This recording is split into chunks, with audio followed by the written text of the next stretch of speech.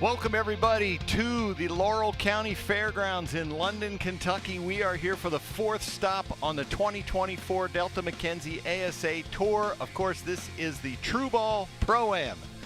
Welcome to the Competition Archery Media Broadcast booth. I am PJ Riley, sitting alongside Darren Christianberry. And folks, Darren, we just noticed the clouds have rolled in. This is completely different weather than we have had all weekend. Yeah, typically London is one of two things, very hot, humid, or rain. This weekend it's been low humidity and probably the upper 70s. Sunny, absolutely perfect shooting conditions. Now we're out in the wide open, a little bit overcast, got a little bit of rain in the forecast, but so far we've been really lucky, and I'm looking forward to some great shootdowns. Me too, Darren. And right now, Darren, we'll set the stage for the folks. So right now we've got our senior pros are out on the course. So that is an unknown distance class. Explain to the folks at home what that means and what they're doing. Yeah, they're stepping up to a stake on the range, and they're using, you know, muscle memory, the trees, whatever the definition of the animal. They're trying to figure out what that distance is with no electronic device. It's just a skill that you learn over the years. You know, you look at it, you think, you know, maybe it's 41 yards, you set your sight for 41, you make the best shot you can. So they have no help in figuring out that distance other than their memory and what they can use from the range. So later on we'll see some known distance shooters. They're going to use a laser rangefinder. They'll know exactly what that distance is. But half the battle with what these senior pros are getting ready to do is figuring out that distance and then having a strategy on where to aim.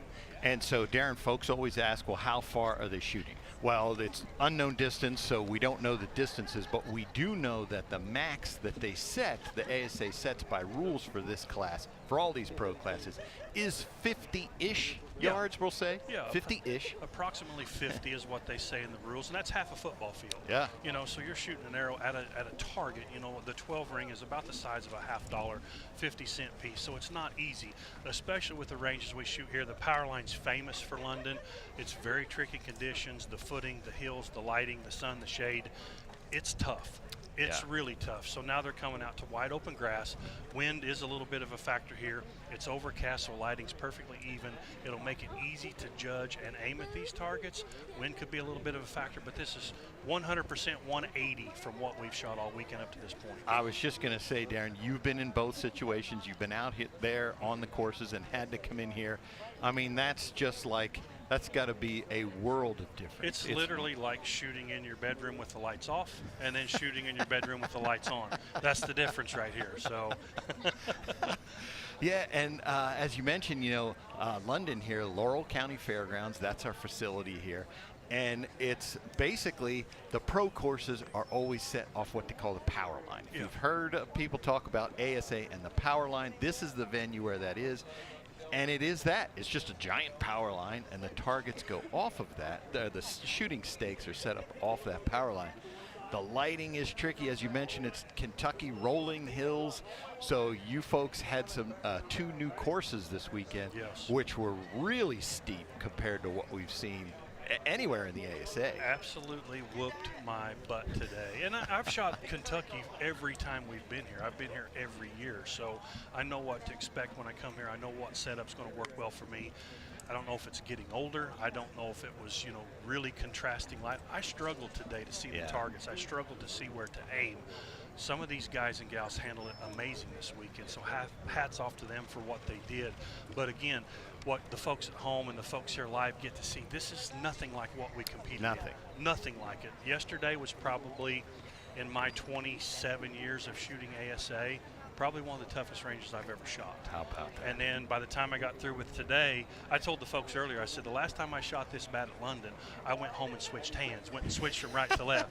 Now I'm in trouble because I'm out of hands, You're you out know. of hands. So it wasn't my weekend personally, but I really like good archery, and these folks have shot some great scores to get here today. Yeah, we are going to see some scores that came in that were just unbelievable, how folks were able. I mean, this is what we talk about, that, you know, London tends to separate folks in different classes and abilities. Some people rise to the top, some people don't. It's just one of those things. And I know Levi's talked about it, you know, a lot of people are defeated before they start here because they dread it. They're mentally defeated. Oh, I can't see. It's going to be tough. It is, you know, so you embrace it. Everybody has to shoot in those conditions. Do the best you can do. You know, sometimes it works out in your favor. Sometimes it doesn't. I was on the doesn't side this weekend. But again, you know, I could have very easily, with a little bit of luck, been, you know, out here competing again as well. But it's just part of the challenge of 3D archery. Yeah, I'm glad you said 3D archery. We haven't seen any targets yet, but this is 3D archery, so we're shooting 3-dimensional foam animals. And so the scoring rings aren't, at best, you can kind of see them.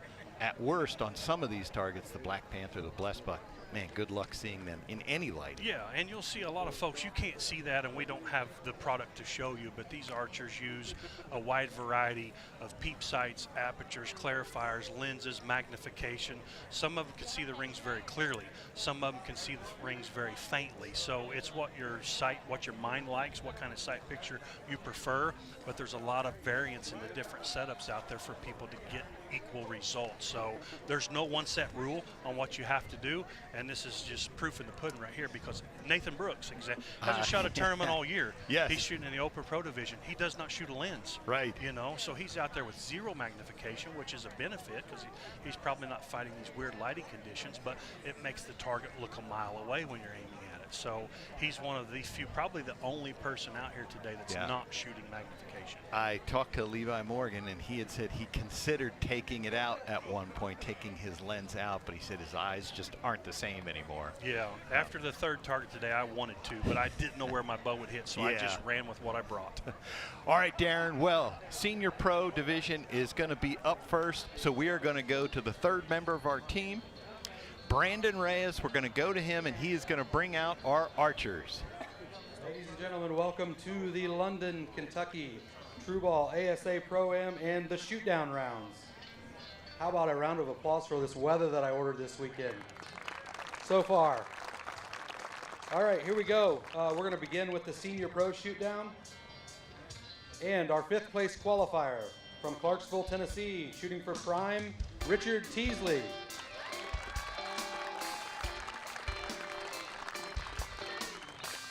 Your fourth place qualifier from Boswell, Pennsylvania. Shooting for Hoyt, Tony Taza.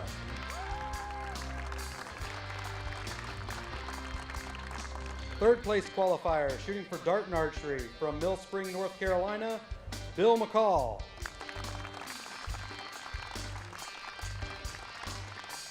Your second place qualifier from Chillicothe, Illinois, shooting for Matthews, Kevin Cook.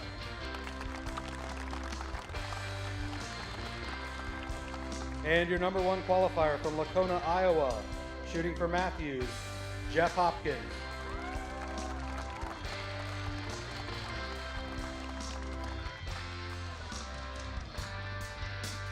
Thank you, Brandon. Thank you, Brandon. Gentlemen, if you want the upper 12s, the orange cone goes out in front of you to the left or right. You got the T sign to make sure that our callers can see it. The 14 ring is in play. It does not have to be called. And as usual, high score wins. Once we got everybody settled in, Jeff, you ready? Everybody feel good about their number? All right, so Darren, what we can tell folks at home is that Jeff Hopkins is our leader. You see him right there at a 407, Kevin Cook 395, Bill McCall 394, Tony Taza and Richard Teasley 393. That is evidence right there of the difficulties of this course. 400 would be what we consider par. Yes, yeah, Jeff at 7 up. He has a 12-point lead. Amazing shooting conditions. I mean, amazing shooting in the conditions we had this weekend. I said if anybody shot up in our class that came off those two courses, hats off to him, and Jeff really showed out having that 12-point lead to start out. So we look at Billy McCall right just missed that lower 12. So we haven't talked about scoring yet, Darren, but there you see the scoring range. You can see he is just to the right of a 12, that small ring, so that's going to score a 10. Yep. But let's go over here to Jeff Hopkins first. Jeff shot just under that for an 8. You can see he's just under that ring, so he'll get 8 points right there. I was teasing Jeff before they started. He always 12s these long targets. I said, sure enough, I said, you'll 12 this Kyle, you wait and see. So I may have jinxed him. Sorry, Jeff. But 12-point lead, really, all he has to do is not make many mistakes like that. Keep it in the 10 ring. These other guys have to pound. Like Kevin Cook did right there. Just did. That's 4-point swing. You know, Jeff shot an 8, Kevin shot a 12, so that's a 4-point swing right there right off the bat. Kevin Cook is our reigning winner. He won the last one in Minden, Louisiana, the last tournament of the season in this class. And what that does on that 4-point swing there, PJ, Jeff leads now 8 with four potentially 5 targets to go. And what I mean by that, after we shoot these 5 targets in regulation, anybody within 10 points of the leader will get to shoot a 6th and final, the last chance arrow. They'll get to shoot a 6th and final arrow. Yes, we should mention that we have target sponsors here, and that was just the mule deer. That is the gold tip mule deer. We're switching to the Bow Doodle Panther, and unless Richard Teasley called upper, he must have called upper. Must have, yeah. Darn it, Richard. A 10. So close. Some of these targets are pretty long for these guys right now, so 10s are really good. 12s are bonuses, but there is a little bit of risk involved shooting at those. So that orange cone that you see there behind Richard Teasley, if he wants to call the upper 12, he has to bring that around front where Scott Parrott, tournament director, can see it. And what we're talking about is there were 2 rings, one in the lower part of that inner circle and one in the upper part. The lower one is always in play unless the shooter calls for the upper. Yeah. And then if they hit it, as Richard did there, but he had called upper, it's only worth 10 points. Richard's such a fun-loving guy. He's awesome. so good to shoot with. Yep. Just got a great attitude and personality out here. Here we go. So we're looking at Jeff Hopkins on the left shoot. Or no, excuse me. This is going to be Richard Teasley on the left shooting the Coyote. And that was Jeff Hopkins shooting at the Wolf. It looks like Jeff shot low again. Teasley might have clipped the 10 on the Coyote, and it looks like Jeff's just low again. So if Kevin shoots another 12 here, Jeff's lead is going to be gone. And there's Mr. Steady, Bill McCall. Billy McCall, slow and steady wins the race. He's in the core line there. That's going to be an 8. Yeah. Richard, just laughing, having fun out there. Nobody has more fun than Richard No. on the range that I know of. That's super close, but I think it's just wide for an 8. Yeah. Another 8 on the coyote. Sure enough. Yeah, and when we come over to this wolf, Darren, so we've got new paint on these targets that is flat. Yeah. They used to be shiny. They're not fun to shoot at in these dark shadows. Yeah. I can't see with that. That's, oh, there we go. Golly, that's better. Just under it. So an 8. So all it has to do is touch the arrow, and these are foam animals. So the foam is pliable, so the line can move. This is a big arrow for Kevin right here. Did he get it again? Oh, he did. That's another 4-point swing. Another 12 for Are you Oh, kidding me? wow. 12-12 for Kevin Cook. As I mentioned, he's our Minden champion, so he's coming out swinging. Jeff's going to move to a 423, and Kevin's going to move to a 419. So his lead after 2 arrows is just now 4 points, and it started at 12. Wow. Who helped me out by shooting in the known pro I guess it's never easy, you know. Yeah. I mentioned briefly that Jeff just needed to shoot 10s. It's obviously not that easy, and he wants to hit 12s to put the tournament out of reach. I understand that, but there's a point too where you have to say, okay, I got to make a mistake, but mistake in the 10 ring. Easier said than done, because it goes really fast when you're standing out there. I spoke to him beforehand, and he said his job was to see what happens, and if things got tight, then he was going to have to be. I said, are we going to see aggressive Jeff? He said, that depends. Yeah. I think we might need him now. I think the 8 on the Coyote set the stage for, okay, I need to try to get this next one because it's a little closer target. You know, now he's like, okay, he's on a fairly long target now. I believe he's on that leopard, so if he misses the 12, he needs to miss this one in the 10 ring. Yes, that is the Stan Leopard. Our first target is the Elevation Coyote and the Shibuya Howling Wolf. There's a good look over Jeff's shoulder there. Holding that bow pretty good. He's shooting a title this weekend, Matthew's bow. What? Did he? Oh no. Did he miss? He's looking. I don't think he hit it. He's clicking his sight.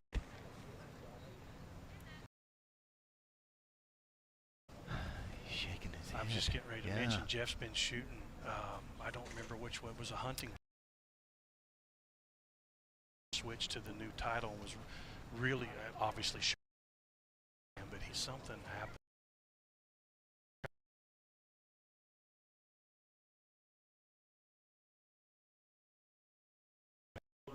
Wow. I hate to see that. There's a good look at Tony Taza. That's their assistance. Mistakes. No, Tony Taza. that's going to be for a cone. No cone. That should be. Nope, that's a lower. 12. 12 points for Tony. Elevation Coyote. Oh, he shot. He did not go for the upper. He wanted the lower. You can't see it. Whatever. All right. We'll give him a 12 this time. We'll talk about it later. Moves into 425. So Tony So- 12. Coming over to the Howling Wolf here. Maybe looking for a little This is ball the and Shibuya Howling Wolf. This is Richard Teasley. The 4. Scoring ring. That 14 sits out right in the 8 ring or high left on which direction the animal's facing. Here's a look at Jeff, see if we can see what happened. Didn't move much when it fired. issues there right now. It looked like it went low. Because it's rare enough for him to get that, but that's completely out of He did not touch it.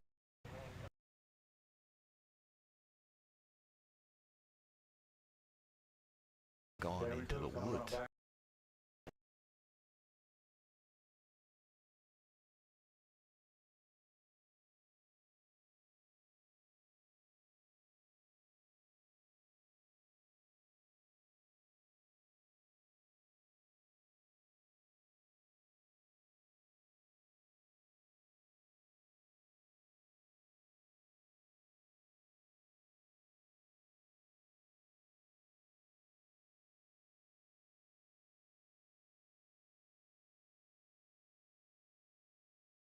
To me. Yeah. The coyote and the leopard. I thought, and they were. And maybe that fooled him too. I don't know. Jeff doesn't get fooled much. He doesn't miss yardage too often. He's seen 2.7 million targets in his lifetime. And I don't know, something happened there. Maybe he knocked an arrow upside down or something. I'm not certain, but that. So, yeah. How off would you have to be in your estimation to miss a target like that? Potential. At the 292, 293, that's the feet per second that about everybody shoots out here in this class. Low 290s. Yeah. At 40 yards, for every yard you're off, if a target is 40 yards and you shoot it for 41, you'll hit about an inch high. If you shoot it for 40, you hit about 2 inches. And vice versa, if it's 45, you shoot it for 44, you hit about an inch low. So. Okay. To miss that, he'd have to miss it by 6 yards or so. Yeah. Or, like I said, knock an arrow upside down. He likes the lowers, so he generally shoots down closer to the bottom. Yeah, there's a good look at Billy. He's holding that bow pretty good. Good. Well, I'll tell you what, I think Jeff might have hit the 14 on this one. When we get to it, we'll see. Well, before they shot this arrow, he had dropped to 3rd place, so he still has a chance to climb back, and that 14 ring will help him. Bill McCall is first on the Elevation Coyote. Good 10 for Shoots Billy. a 10. Next, we go Tony Taza on the Shibuya Howling Wolf. Just left naked eye there. Yeah. 10 for Tony. Stayed 10. All right. Now we have Richard Teasley on the Leopard, the Stan Leopard. I don't see his cone. I don't think he called upper, but he smoked it. He's laughing, so I think he's laughing because he called upper, hit lower, went for lower, hit upper. His numbers are just a little bit off there. Let's see what Jeff did here. Yeah. There you go, He Jeff. got it. All right. Whatever happened, he's tuned in now. That's crazy. That's his son Scott right there. 2 twin peaks, twin mountains right there. Yeah, his mini me. I think Nathan said his other me now. Just, that's probably another 12 if he called upper. Yeah, so that's a unique situation there, Darren. Let's see what the call is first. We'll talk about it. 12. Yeah, so there's like in a row. There's a connector line there that is kind of where 3 scoring rings come together. Yeah. You hit anywhere in there, you get the 12. Yeah, they call it the pie, the connector. Yeah. There's some different terminology that the archers use, but if you go 90 degrees from the inside edge of that 12 goes all the way to the outside of the 10 line there. So it's actually a misformed circle. Yeah. But by ASA rules, depending on where it lies in that pie, you'll get the 12 ring. You get the 12. So there's a lot of controversy on those calls at times. And let's talk about Kevin Cook right there. Kevin's 4 on for fire. 4. If you shoot 2 or 3 rings, you've shot well. He's hit 4 in a row. He's 8 up in the finals. Yeah. He's got a 6-point lead right now over Jeff. Now he's shooting that coyote down there. Good look at Kevin. If he hits this one, I'm going to go out there and ask for his rangefinder.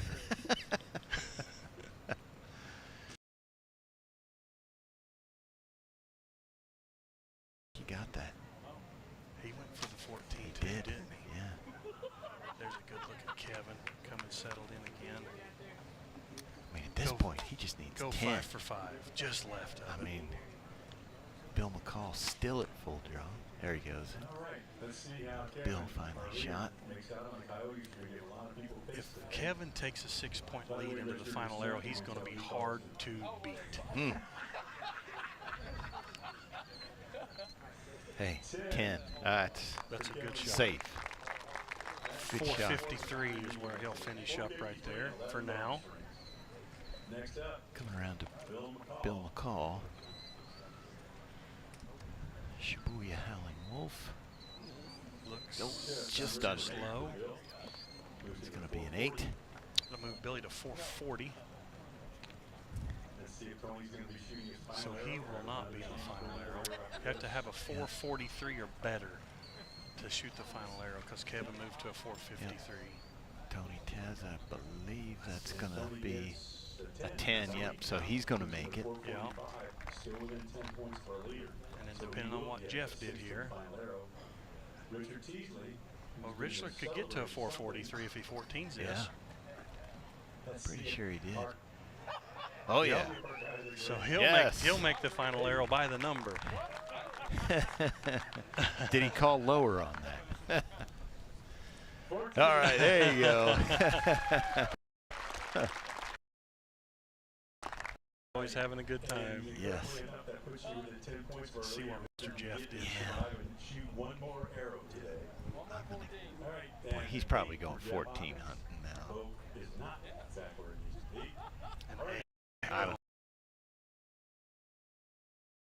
So he'll get a chance to shoot. So Kevin.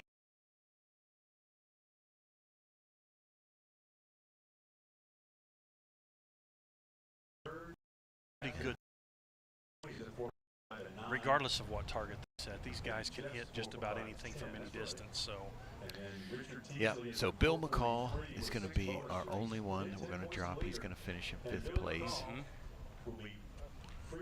But the story of the shootdown's got to be Kevin Cook. Yeah, showing Plus out. 8 in the finals so far. That's incredible. When you hit 4 out of 5, that's 80%.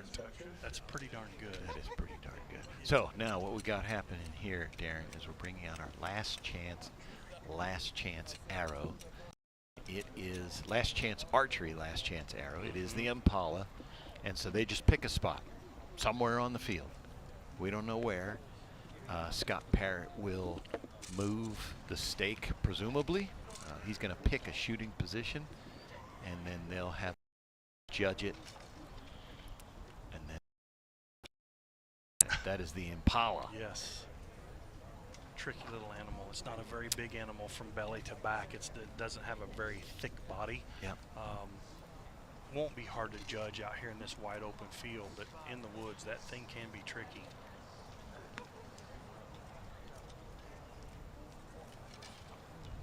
I'd be feeling really good if I was Kevin Cook right now. For sure. Oh, there goes Scott Parrott. He moved maybe 4 yards up in front of where they were shooting, but now they're kind of head on. Start your 1-minute judging period. The distance there. Yeah. Teasley has to hit a ring.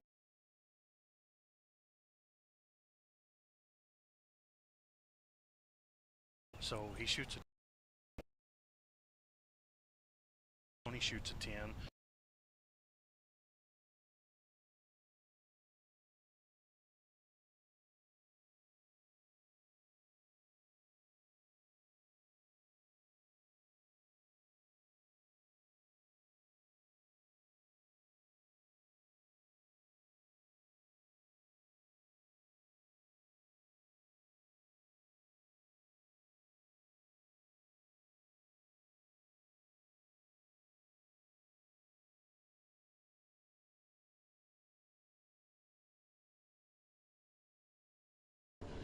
They're standing to that Impala. It doesn't look to be too long of a distance, and I think Richard will be able to see.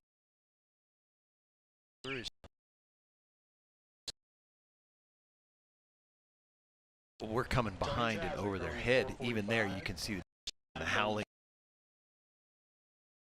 More definition on that Impala than you can on the wolf. Yeah, and you can see the Impala several feet or a few yards in front of the leopard. Long. Yeah. I don't think it'll be.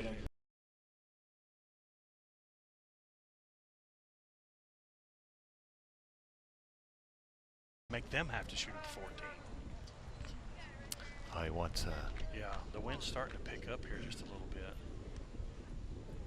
Where we shot all weekend in the hills and the hollers, the trees, the cover, wind.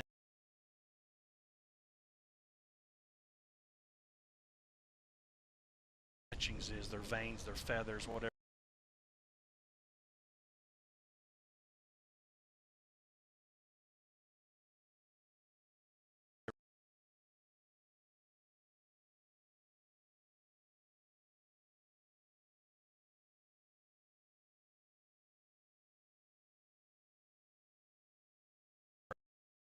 Yep. Let's see what Richard decided to do. He did not call for an upper, so he's either going to shoot at the lower or shoot the 14. Had a letdown. He's looking up. He may set a little pressure.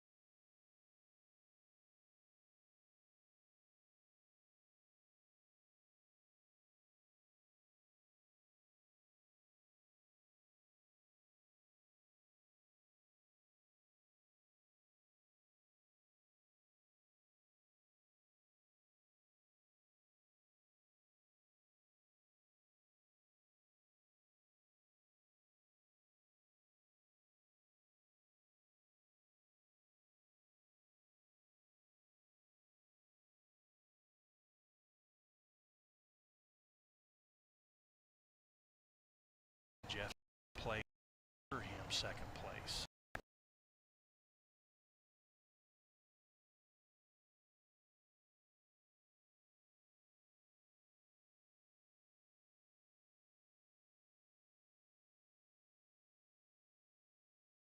Right, call the upper.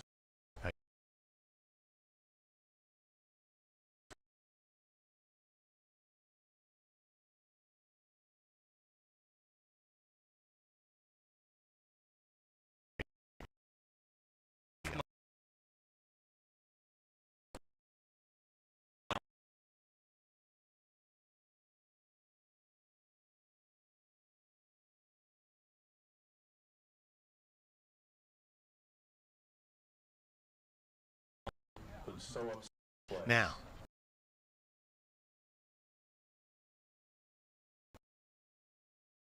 Behind you now. You can dwell on it when this is over. Right now it's time.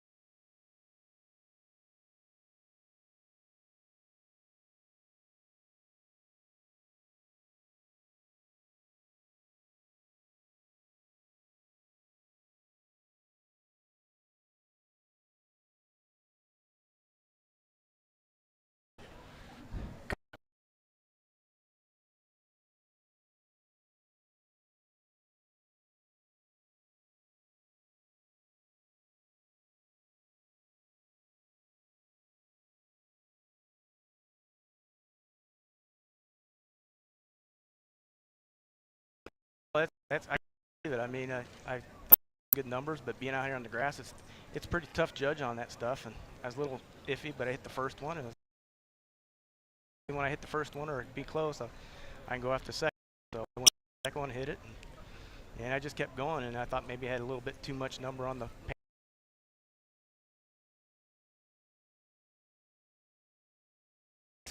I can't even believe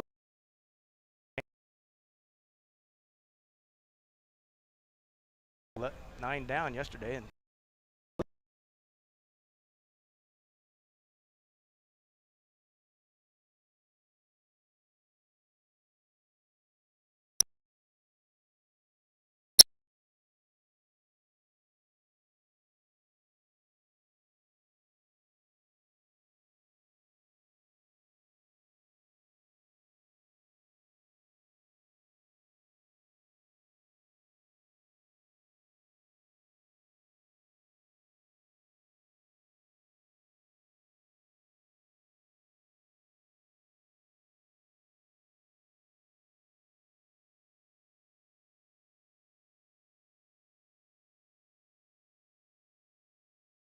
shooting.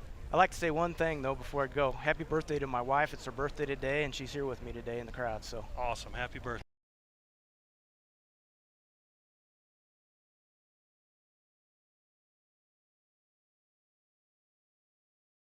Don't go anywhere. We will be right back here at the Laurel County Fairgrounds for the Senior Known Pro Division. We'll be right back.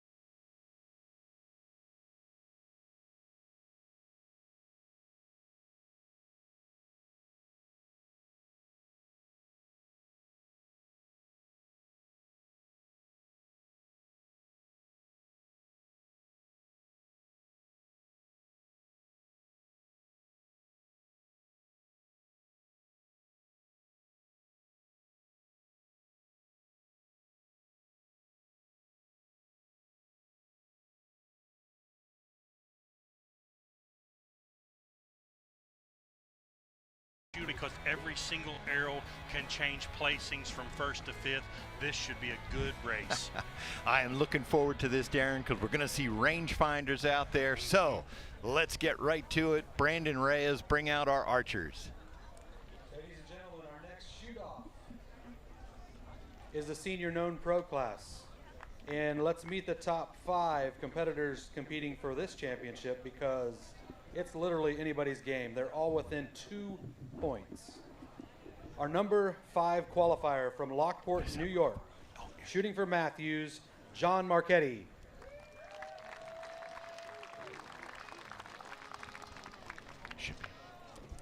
Our number 4 qualifier from Statesville, North Carolina, shooting for Prime, David Triplett.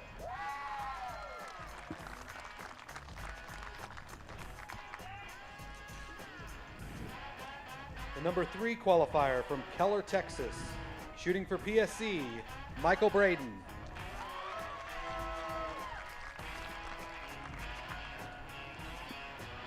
Number 2 qualifier from Big Rock, Illinois, shooting for Matthews, Jeff Borg.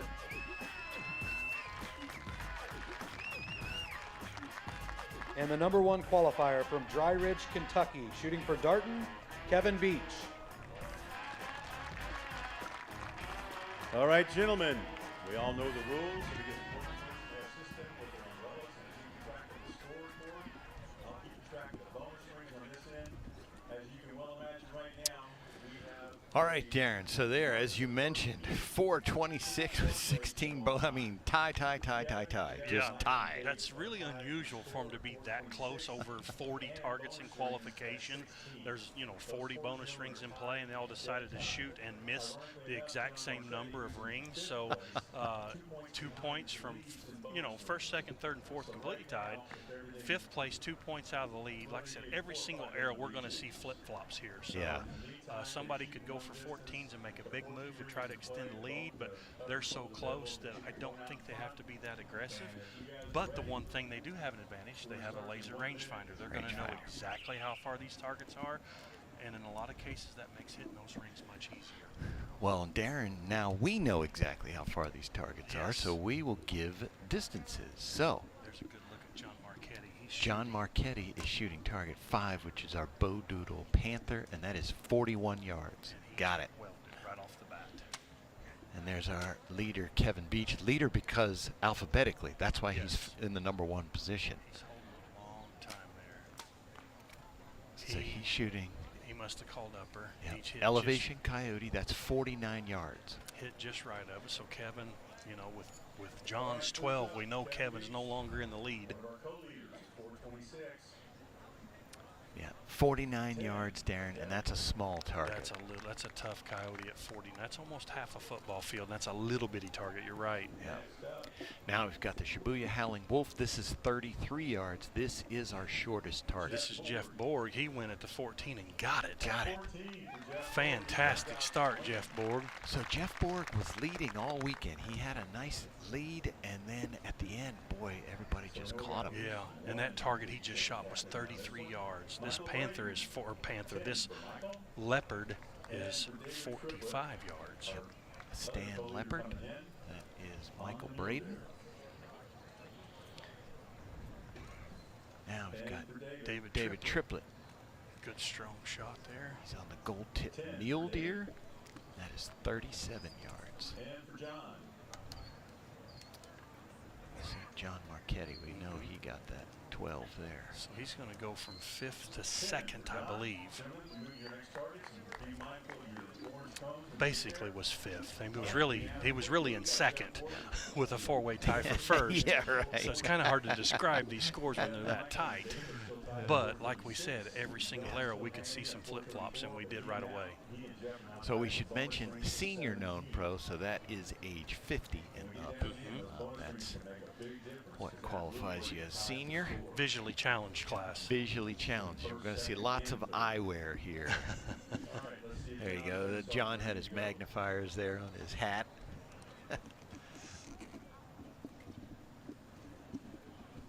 49 yards. I wouldn't think he'll be shooting at a here. He's on that long coyote. Yeah. He'll try to 12 it, miss in the 10 ring if he can. Good look at him. See if he can go 2 for 2.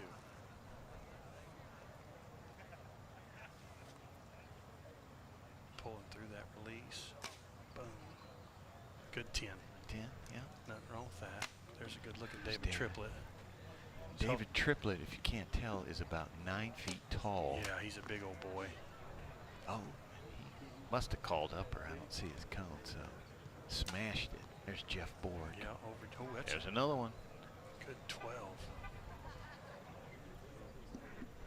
I don't think he had his cone out, so that should be a 12. No, he did have. He had an upper cone out. I think. I may be wrong. 10 for John Marchetti here. Moves him to So 450. Currently a second place position. No, I had that wrong, didn't I? 440. Yeah, 444. Sorry, John I was looking Marchetti. up there. You can correct me, PG. I didn't Here know we what I go. was talking about. Another 14. 14. That target is 33 yards, and these guys obviously are going to eat it up. That was Kevin Beach, so he's going to 450. All right, Jeff Borg. Now Jeff Borg. 10 for Jeff. He did call He said upper. he did call Yeah. upper, so I couldn't tell, but he It's did just have his 10. cone out. yeah. Let's see if Michael and David are how close Michael they're Braden staying. there. Good shot at Michael B right there. Longtime fans probably remember Michael Braden shooting in the senior pro class. Took a year off, got bored, had to come back, but came back. Came out of retirement. 1 year retirement. And for David Triplett. 12. There we Good go. shot, David Triplett. So let's see how this flip-flop this time. So let's look at the board, gentlemen. Michael Braden shot at 8, so I think he will fall a little bit on the leaderboard. 450 and 17 bonus rings. Kevin Beach shot a 14. He may climb back up to the lead. Yeah, he's going to 450. Bonus rings is John. He'll be tied with Jeff, then I think, yeah. 16 bonus rings. And Mike Tyrell's going to have to keep track of those bonus rings for us. There we go. Jeff Borg, Kevin Beach at 450, David Triplett 48, Michael B. and John at 444. That's just the way he is. So we went from a 2-point spread Thank you, to a Mr. Ted. 6-point spread They'll do better. after 2 arrows. All right, gentlemen, we'll start your one All right. now. Jeff is on the Black Panther, is that right? No, he is on the Mule Deer. Mule deer. It's only 37 yards, Gold so tip mule deer, 37 yards. that's not a terrible distance to try to 14 it. There's a good look at Michael. Yep. Mike does the same thing over and over and over. That's why he's been a good shooter his whole career. He's very consistent. Center 10. There's Jeff There's a good Borg. look at Jeff. Yep. Jeff is a construction superintendent when he's not shooting his bow. He hit the upper 12. I'm not sure if he called it or not. Good look at Dave. He's shooting that coyote over there, the elevation coyote. 10 for him on Coyote. Moves to 458. Any 10 is good on that coyote. There's John Marchetti. Got a lot of movement in that Yeah. bow right there. Holding a little long. Move back closer to leaders. 8. Gonna see that is an 8. 452. Just over. He there. did call upper too. Yep. Every arrow is so important out there when Yep. it's this close. All right, So Yeah. important. for Kevin. 12 for Kevin Beach.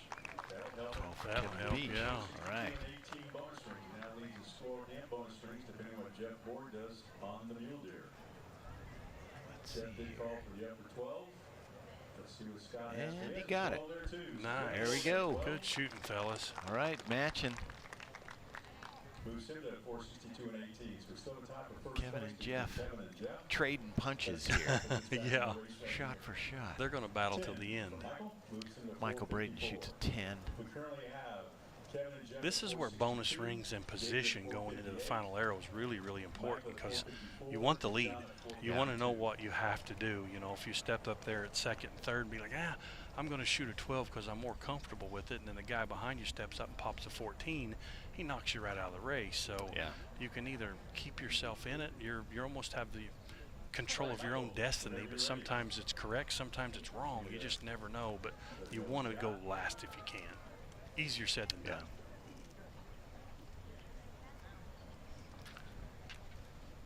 462, 462. So yeah, now we've got a 10-point spread. It didn't take long for the lead to open up. Yep. Another good look at Michael Braden. He's on that 49-yard elevation coyote.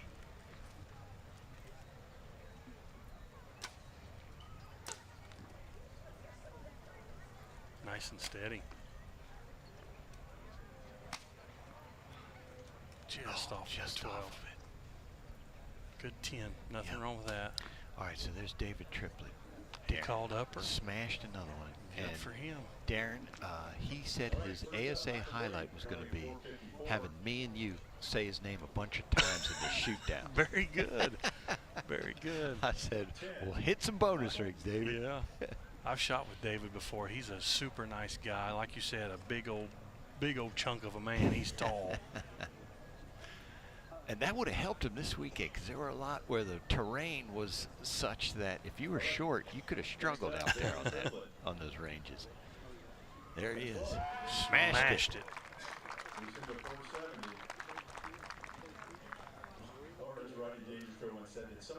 He's doing what he can to catch up there to Kevin and Jeff. So this was round 4. We got one more arrow in regulation. Oh, John wow. Marchetti went for it. He went for it, didn't he? Yeah. Straight right. That's a 5. Of course, he was 10 points out of the lead and sitting in 5th. You really can't blame the guy. He's like, okay, I got to make a move. I'm running out of targets. It's now or never. So that was an 8 for Kevin Beach. So on that leopard. David's going to go into a tie with Kevin. Yeah, and so Jeff takes a 10. There's a lot of math going on here. We'll see what happens when this TV screen updates for us. Kevin shot an 8, so he's probably going to fall or be tied with David Triplett, I'm thinking. That's what Mike Tyrell just said. Okay. And Jeff, there you go. Yep. 72 for Borg, 70, 64, and that 5 for John pretty much sealed his fate with this being the 5th target, and he's 15 points behind the leader now. Right. All right, Jeff, are you ready? John is shooting at the Bowdoodle Panther. That's 41 yards. Back there's a look at Jeff Borg. He is now back around. He's shooting the longest target, that 49-yard elevation coyote. Good look at John. Shooting that mint-colored title. Good strong shot. Oh, hey, there we go. Yeah. Smoked that 14, didn't he? There's Kevin. Ooh, that's close to the 10 line. It is. There's a look at the leader, Jeff Borg. I don't know if he was waiting to see if Kevin or if he was a full Got a draw, but good he 10 shoots. there. Yeah, he shot a 10. Nothing wrong with that. So that's big between Jeff and Kevin. If Kevin's arrow's at 8, it's going to put Jeff into a good position, but I'm not sure. 482. So that's a 10 for Jeff Borg, 482. Bonus rings out there available for somebody to move into a tie and possibly move ahead with Michael bonus Braden rings. went for that 14. Michael Braden, 464. And Just under it. just under it. That's going to be an 8 for Michael. That's going to take him to a 472. David Triplett. Currently at 470. All right. 2 points behind. That looks like a center 10. Yeah. 480. Now that potentially separates him from Kevin Beach, though. Yeah.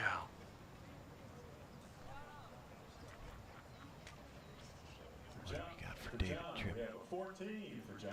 That moves him to 471. That's a good shot. 14 for John Marchetti. He's not within 10 points of Jeff That was on the gold tip mule deer, if I'm not mistaken. Wasn't it a 37-yard shot? Yep. Pretty good arrow right there. Good way to finish This there, is John. This is an important Yep. call here. Yes, I can't it is. tell. Looks just tall, maybe. So close.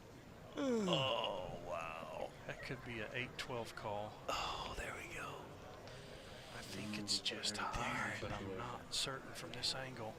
Yeah, Scott Parrott's able to. He did say It 8. is an 8. Yeah. It's 478 for Kevin. Yeah, so David is going to be in second. I'm sorry, Kevin at 478, David at 480, Jeff at 482, and Mike John Terrell giving us a rundown on scores. Yep, so John Marchetti is our lone competitor who's going to be out. He's going to finish in 5th place. Congratulations, John Marchetti. Michael Braden will be shooting at the 14. He will. He'll be points behind Triplett. David Triplett's only 2 points behind Jeff Borg. This is a very important arrow for all these guys. Last chance arrow is the Impala. Again, we bring that out.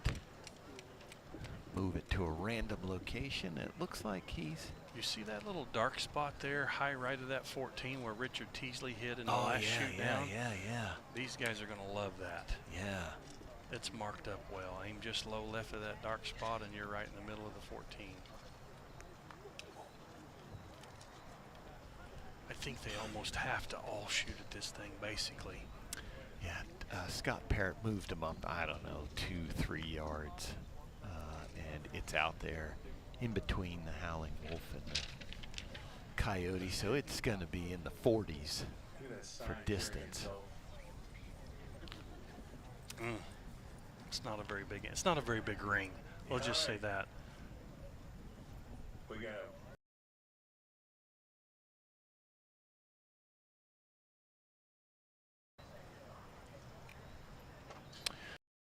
All right, Darren, there we're looking at your buddy Nathan Brooks because he is warming up for the Open Pro division. He is in the Shootdown finals. Folks at home who want to shift to the Sportsman's channel, 5 o'clock, we're going to be going live there. We're going to stay live here, Facebook and YouTube, but if you got the Sportsman's channel, you can go there as well. Here 5 goes. p.m. But here we go. Here goes Michael B. And I'd bet all the money that's in your wallet, PJ, that he shoots at the 14 right here. That's both dollars there? Both Darren? dollars. I'd bet both dollars that he shoots at the 14 right here. Don't let me down, Mike. Oh, Just tall. just over it. okay. Currently 10 points down already. Yeah, Might be a 5. I don't think it matters. He's going to finish 4th if he hit it. Yeah. Kevin would have just needed a 10 to basically still Good take shoot down, 3rd. though. Yeah, 5 Yeah. points. Hey, good to see you back here on the finals field. He was here forever when Oh, he yeah. shot senior pro many, many times out here. Get it back. So 14 ring would do Mike's always been a great shooter, great competitor Yep. out here. Now here goes Kevin. 2 points out of All second, right. 4 points out of first. He needs a bonus ring because if he just shoots a 10, he's at 88. Then David just needs an 8. He'll probably they basically have like the same amount of bonus rings. I don't know where it would shake out for sure, but he needs a ring. He said he finished second here last year, so I would think the Yeah. 14 is marked up better than the 12, but I don't know how you play this right here.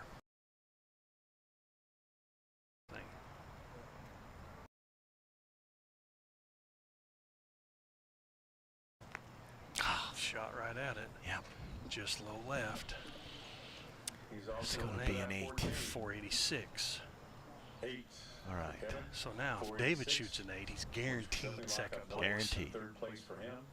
So 46 shoot the 18. 14. Next up, Yep. David Triplett came back with 2 bonus 12 rings during the He shootout. almost has to, I 480 think. and He's 2 2 points behind behind Jeff. tied for Aim bonus at the rings. lower side of that He 14. could go ahead and Yeah. Just settle for the just in 12 case. and You don't hope want to that go over. That's Jeff Or didn't set get a your bonus sight ring. about a He yard and a didn't half get short and bonus aim at rings. Michael Braden's arrow hole. yeah. Let it fall right in there. He's calling upper. So, Interesting. David, if you're ready, we'll start your 1 minute now. I sometimes wonder if guys throw that upper out there and they draw their bow back to see what they can see at the 14, and then if they can't, they default straight over to the upper 12. I don't know if that's what they do. We'll see what he does here. He's called upper 12 by putting the cone out, but he could still shoot the 14.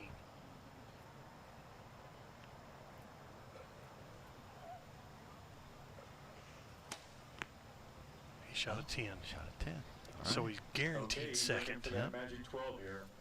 At least second. Yeah. Hey, that's going to be his first podium here in the pro class. Nothing wrong So- with that. 490. Jeff Bourne And, is now Jeff you know, needs to shoot a Jeff center 10 still here. has to particular time, Yeah. still has to make if he something happen. shoots We saw earlier that anything can at happen. We did. wins. But If he shoots a at 10 8, here and Jeff there'll be Bourne, one this arrow would be his first shoot-off win? between Jeff and David. It'll If he be. shoots at 14, we're going to call the hospital because he's having an I can't aneurysm. remember. I don't know that he's won in the senior known pro division. All right, Jeff. A 10 to win. I don't know that. We'll You ask him. ready? Yeah. Hopefully, we'll ask him. Yeah. He's got to And shoot here the comes last the arrow breeze, yet. just in time. A little bit of All a right, breeze Jeff, out we'll there. start That, your Yeah. 1 minute that wind's now. it's blown my paper off the table a time or two, so that does add a little bit to this shot. 10 to win.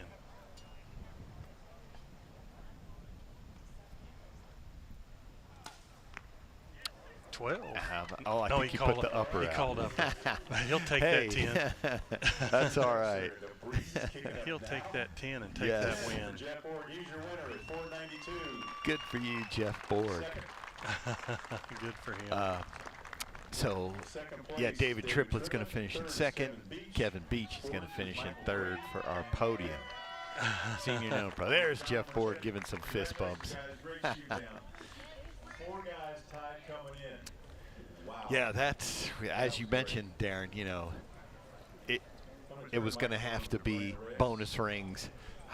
You know, there was no playing it safe. Yeah, in that no, final. you have to. When you're tied that close and you have a rangefinder in your hand, everybody you're shooting against knows the distance. You're pretty much forced to shoot at those rings. Yeah. So here comes Jeff Borg around to our headphones. At the next break between the He will get those on. Jeff Borg, congratulations. We were just talking here. Is this your first pro class win? Yes, sir, it is. How does that feel? You have no idea. I'm trying to keep the emotions in check right now. Try not to embarrass myself by crying. No way. You can't do it. Yeah, tell us how it feels. I mean, you went out there. That was a hard-fought battle. It was. I put up a great score yesterday, and that was my saving grace. That was a tough course yesterday, and I struggled a little bit today coming out of the gate, and I was able to hang on. They came after me, and I was fortunate enough to hit the 14 right out of the gate and finish strong. So I'm truly blessed. Yeah, you did what you had to do out there, Jeff, and I know it's going to take a little bit for this to sink in, but, man, you beat a tough field of guys out there on some really tough courses. You shot some great arrows in the shoot-off. Like you said, you hit that 14 when you had to. Contrasting from where we qualified to here, does it get any easier out there when you're shooting for that win, or, you know? No. Yeah, No, not at all. I thank God for the breeze, because that's my excuse for shaking so much.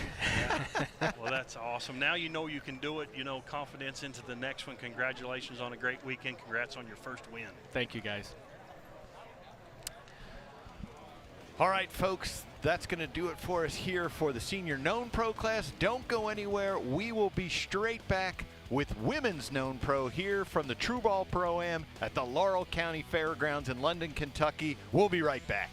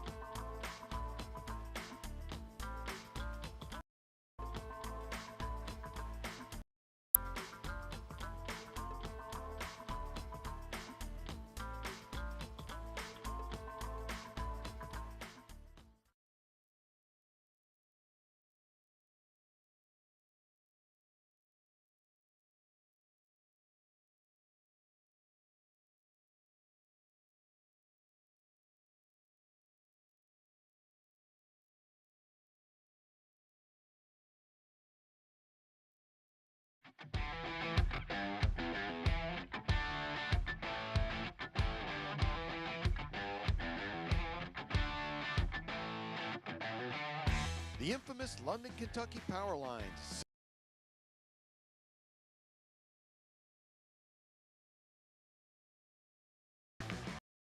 Break out of the woods and head to the open ball field at the Laurel County Fairgrounds for the Pro Pressure Point Shootdowns.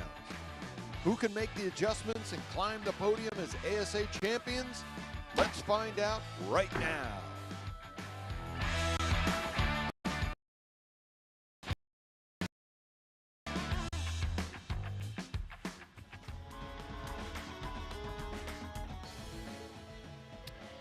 Hello, everyone, and welcome to the Laurel County Fairgrounds in London, Kentucky. This is the T.R.U Pro-Am. That is our fourth stop on the 2024 Mackenzie ASA Tour. You can see where we are this weekend.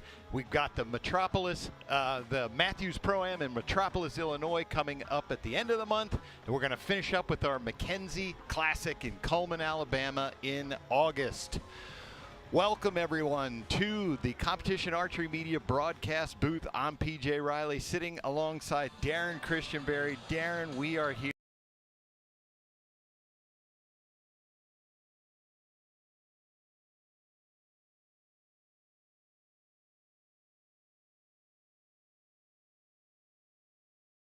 This weekend we haven't had any rain, low humidity, lots of sun. It's been perfect shooting. Now we're out on the baseball field. It's overcast, it's fairly calm. Should be some great shoot-offs. Darren, you've been in both places. What is it like to come from the woods and the power line out there to come out here, and now you have to shoot on this flat open ball field? If you can survive that, this is really a blessing. I mean, you can see the animals, you can see the rings.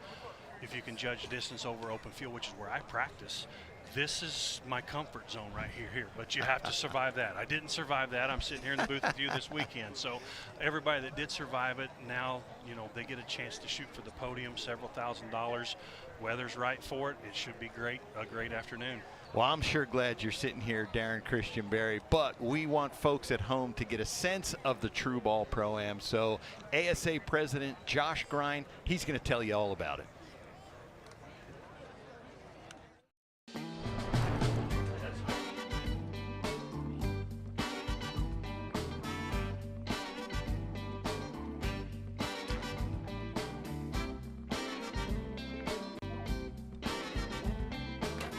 That's what I'm talking about. See, that turkey bit it that time.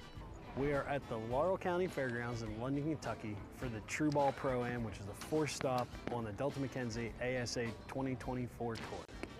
So London is unique for several reasons, but primarily, as you can see behind me, we've got the rolling hills here in London. And we are on the infamous power line. What the power line and rolling hills here, it's one of my favorite parts. You got beat out of EMS after videotape me coming up that hill now out of breath. But you'll hear archers talking about it. Some of them love it, some of them hate it.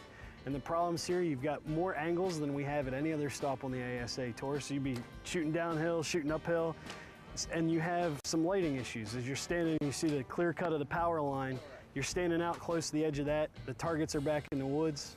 So you've got a very sharp contrast in bright light to dark light, and it can make those black targets just kind of blend into the surroundings. The thing that I love about that is, especially in the pro classes,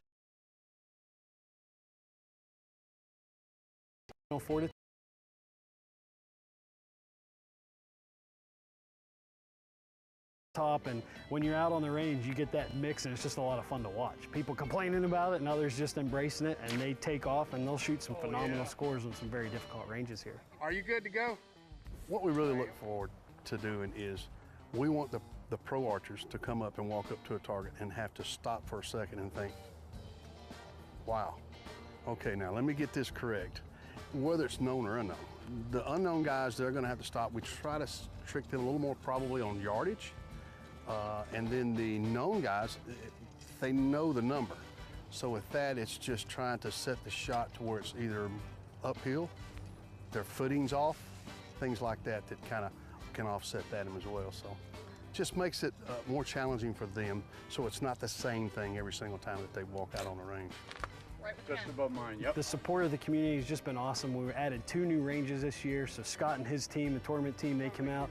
They had power companies out here helping them. They had city crews out here helping set up. We've got hope for the future that we can expand and continue to improve things here with the help of the Laurel County Fairground and the London Tourism Department.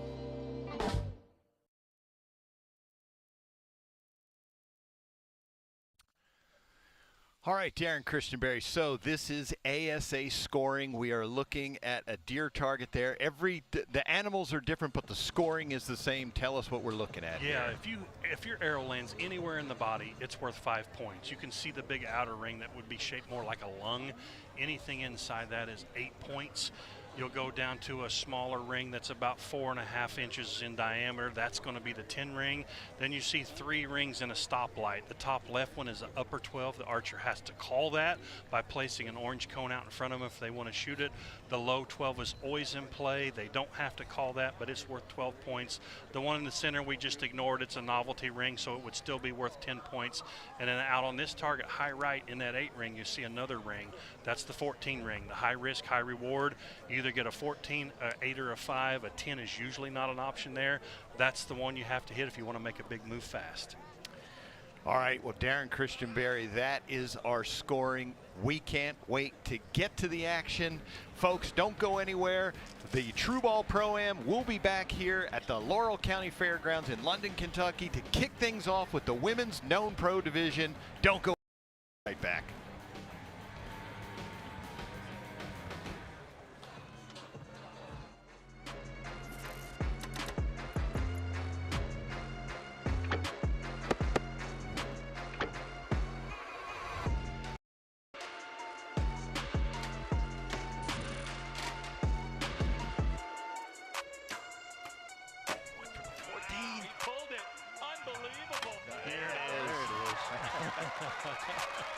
Good shot for Carl.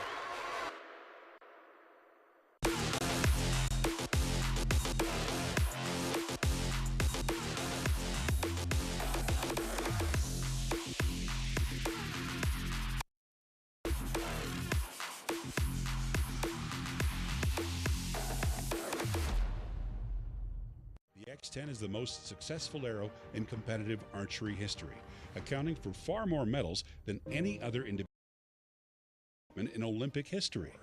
Easton introduces the latest innovation of the X-10 lineup, the 4mm Parallel Pro. Parallel Pro offers legendary X-10 precision for all forms of archery. Elevate your precision. Your journey to the podium begins with Easton X-10.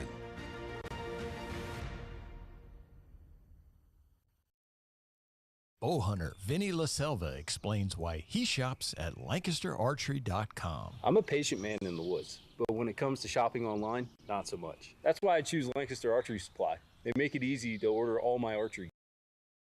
The newest and finest products right at your fingertips, ready to ship to your front door. Here's your order, Vinny. Or tree stand.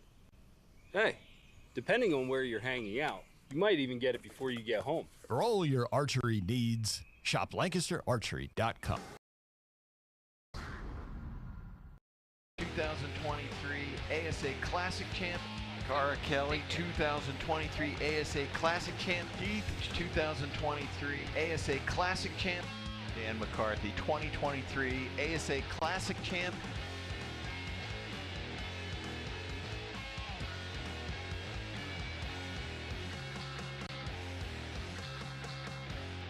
Ryan Jeffries, Mr. Ryan Reed, Chris Hacker, Alan Connor, Vinny Barger, and your #1 qualifier from Voorheesville, New York, Jacob Sluzard. I thought I could hang with these guys, and I wanted to prove that, but winning after 5 tournaments it's a lot.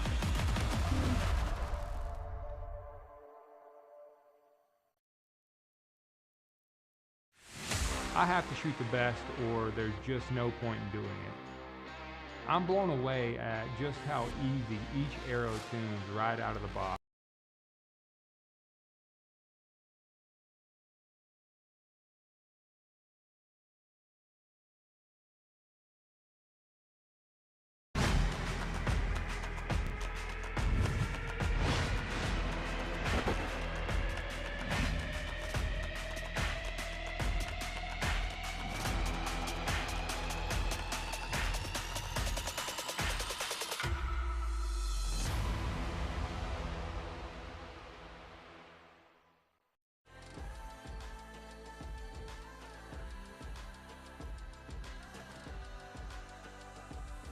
very short amount of time, TAC Vanes has really dominated the tournament world as far as 3D goes and excelled in hunting.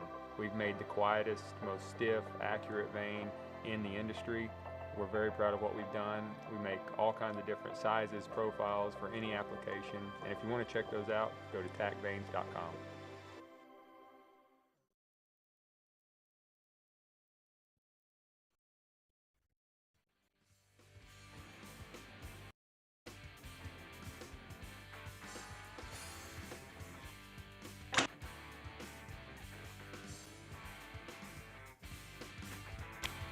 So the new ranges in London are very challenging. They're pretty thick because they're new, and so it's a lot darker inside there, and then obviously we always have issues with glare and darkness at this tournament, so that's always a challenge, but we got some side hills to play and angles to work with, and so that always makes it challenging and fun.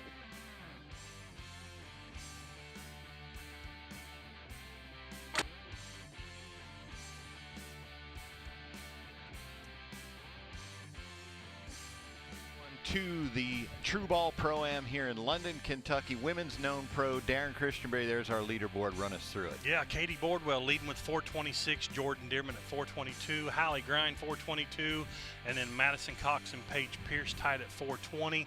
6 points from first to fifth. This is a known distance division.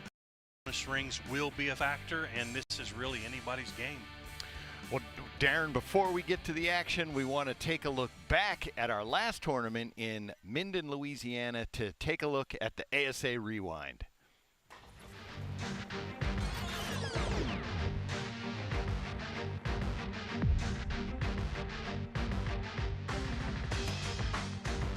Morgan Reeves was an archer on a mission at Camp Minden after finishing second only because of bonus rings at Fort Moore last month. The 18-year-old Reeves led the way at Minden wire to wire. And our number one qualifier, Morgan Reeves. If anyone thought she was going to falter in the finals, she shut that book by hitting 3 12s in a row to start the shootdown. Dialed in. This 17-year-old has got it going on. A 10 and a 12 followed, giving Reeves a commanding 7-point lead ahead of the 6th and final arrow. Got to get an 8 ring or better. All she needed was an 8 to win, and she put a perfect arrow in the center of the 10 ring to take her first ever ASA Pro Class win. I couldn't have asked for it to play out any better, honestly. So how does this win rank in the victories you've had in your career, your short career? probably top, honestly. So how are you feeling about it right now? Pretty stoked. Not really sure what to feel yet. Well, you did it. Congratulations. You won it, and you did it with outstanding shooting. Thank you. All right, Darren, well, that's our rewind of Women's Known Pro, but we want to get to the action here in London, Kentucky, so we're going to go to third member of our team, Brandon Reyes. Let's continue our shoot downs with the Women's Known Pro. Here are the top 5 competitors. The number 5 qualifier from Red Bluff, California, shooting for Bowtech, Paige Pierce.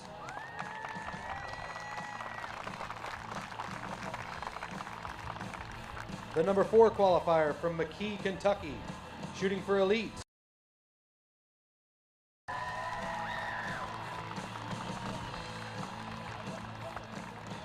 The number 3 qualifier from Lancaster, Pennsylvania, shooting for Matthews, Hallie Grind.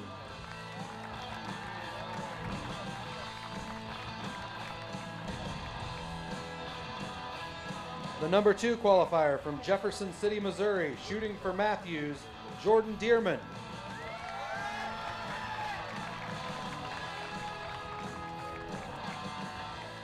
And your number 1 qualifier from Tully, New York, Caitlin Bordwell, shooting for Hoyt.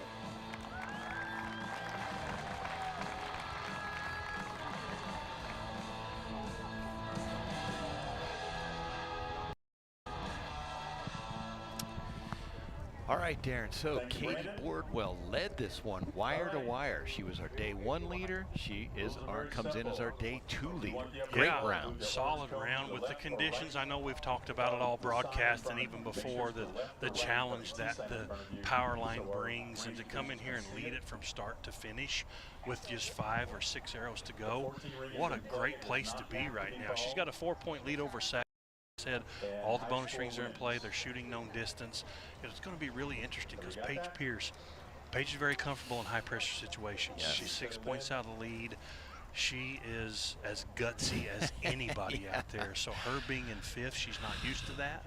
I'm curious to see how she handles going from 5th through this progression of this shoot off. So it'll be really neat to see how this all plays out.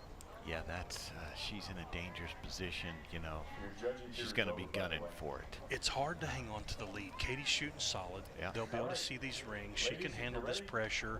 But you got Jordan Dearman just 4 points behind. Hallie Grind right there tied with Jordan. And then Maddie, she was in the shoot-off in Minden last month. So let's see how this all shakes out. Good look at Paige right there. One of the top females in the world. Absolutely.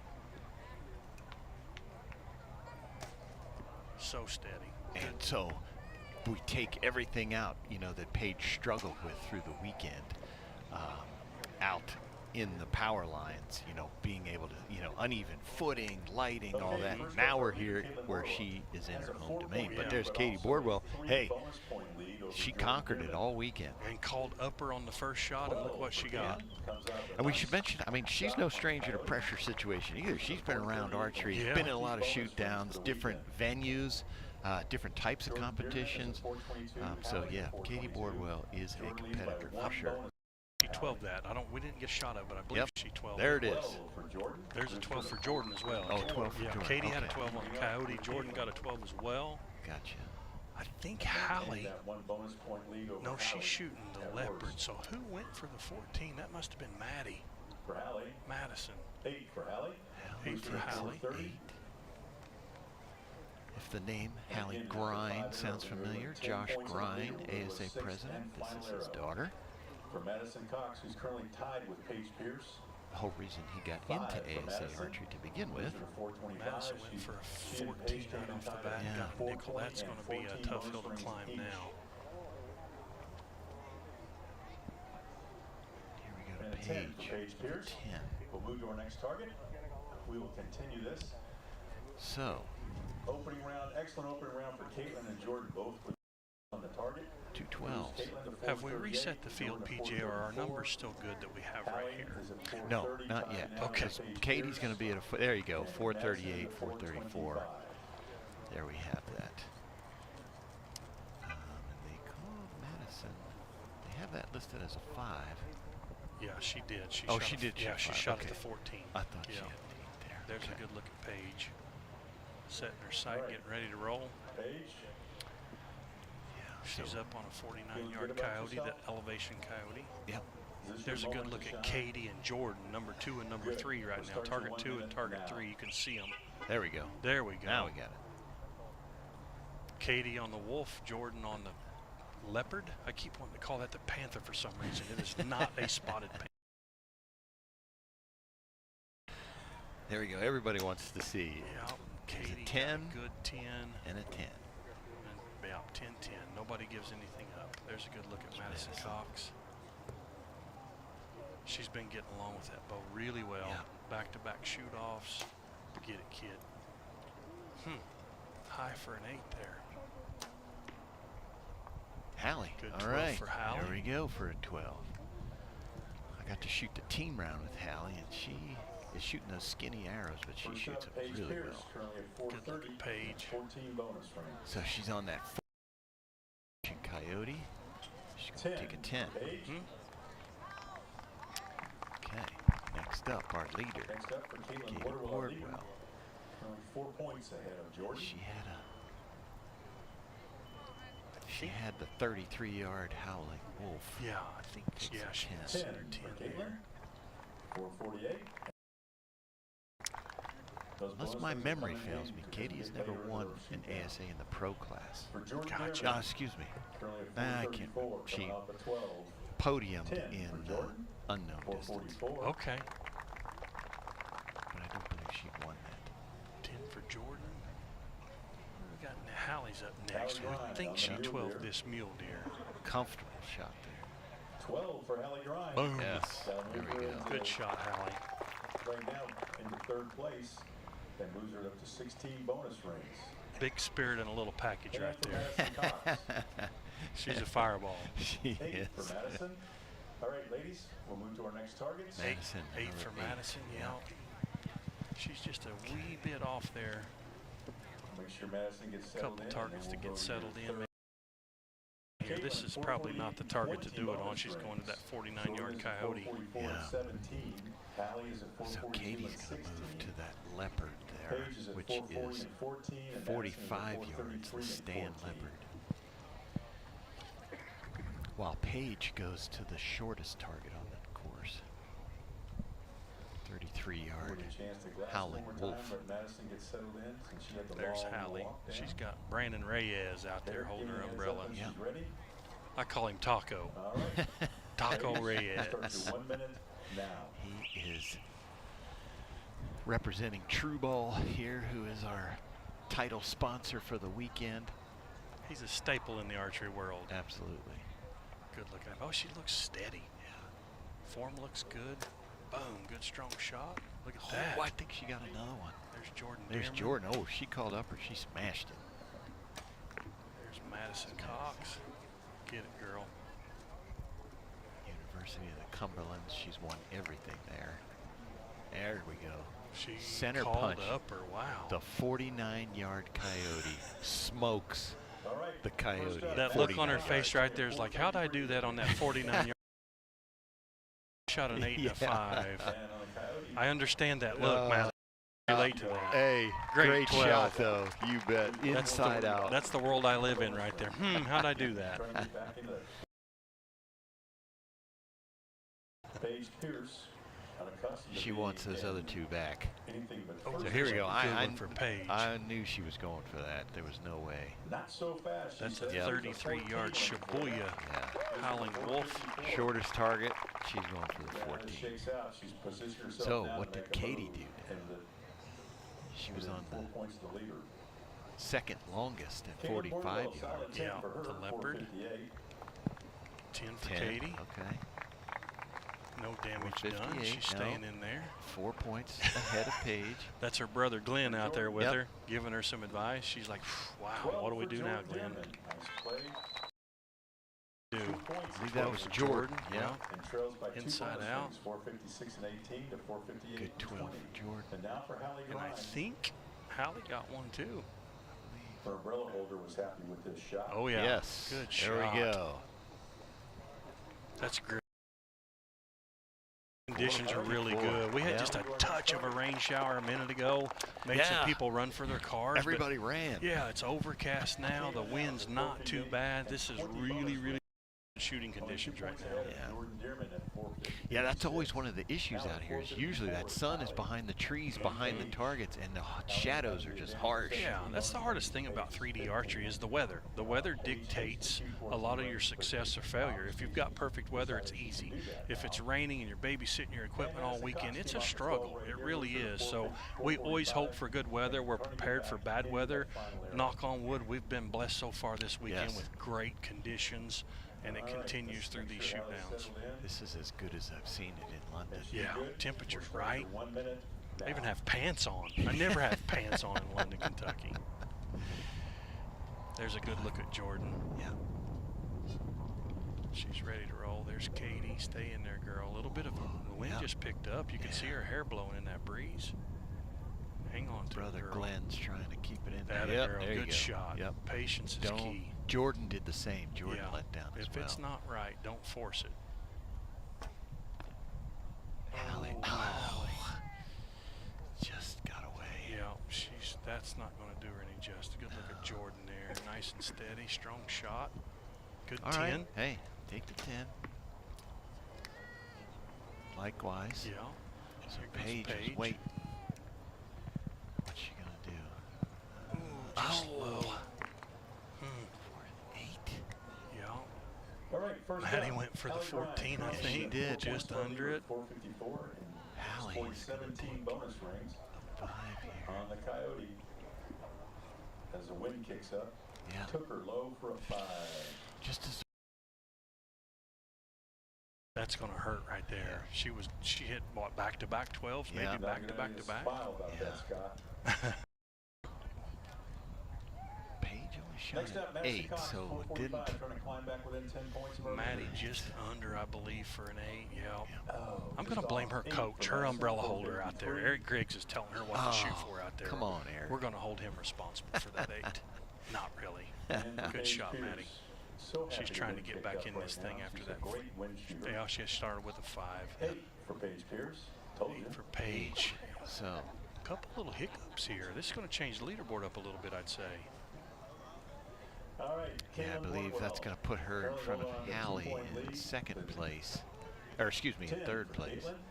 Jordan hangs on to So far, that's the high score in this 2nd round. place. I see Paige using those SIG stabilization or image stabilization, but not. Have you ever looked through those? I have. Holy Yep. smokes, is that cool? Just because I shake like crazy on binoculars anyway, and bring those up and boom.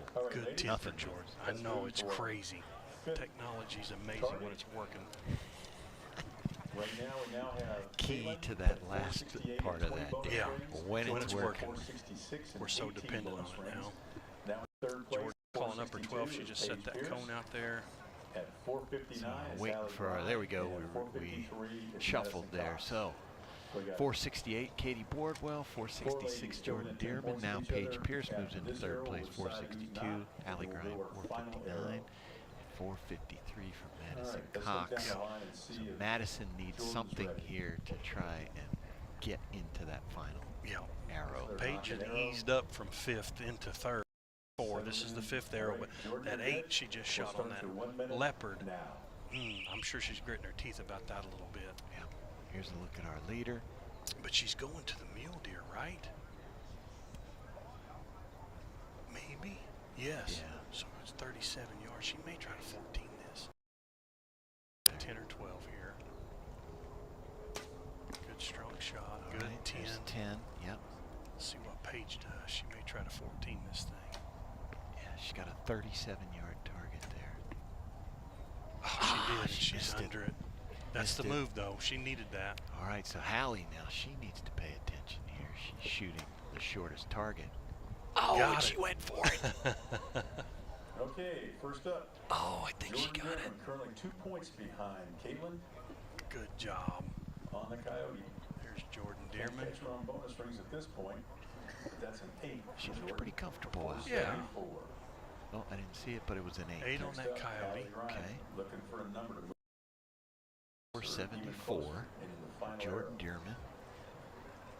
Now we come over to Hallie Grind. Let's see what we got here. If I'm not mistaken, Katie's got a 4-point lead going. Oh, yeah. There she we got go. that 14. Katie Yeah. Boardwell will have a 4-point lead going into the final arrow. It looks like in my math, right?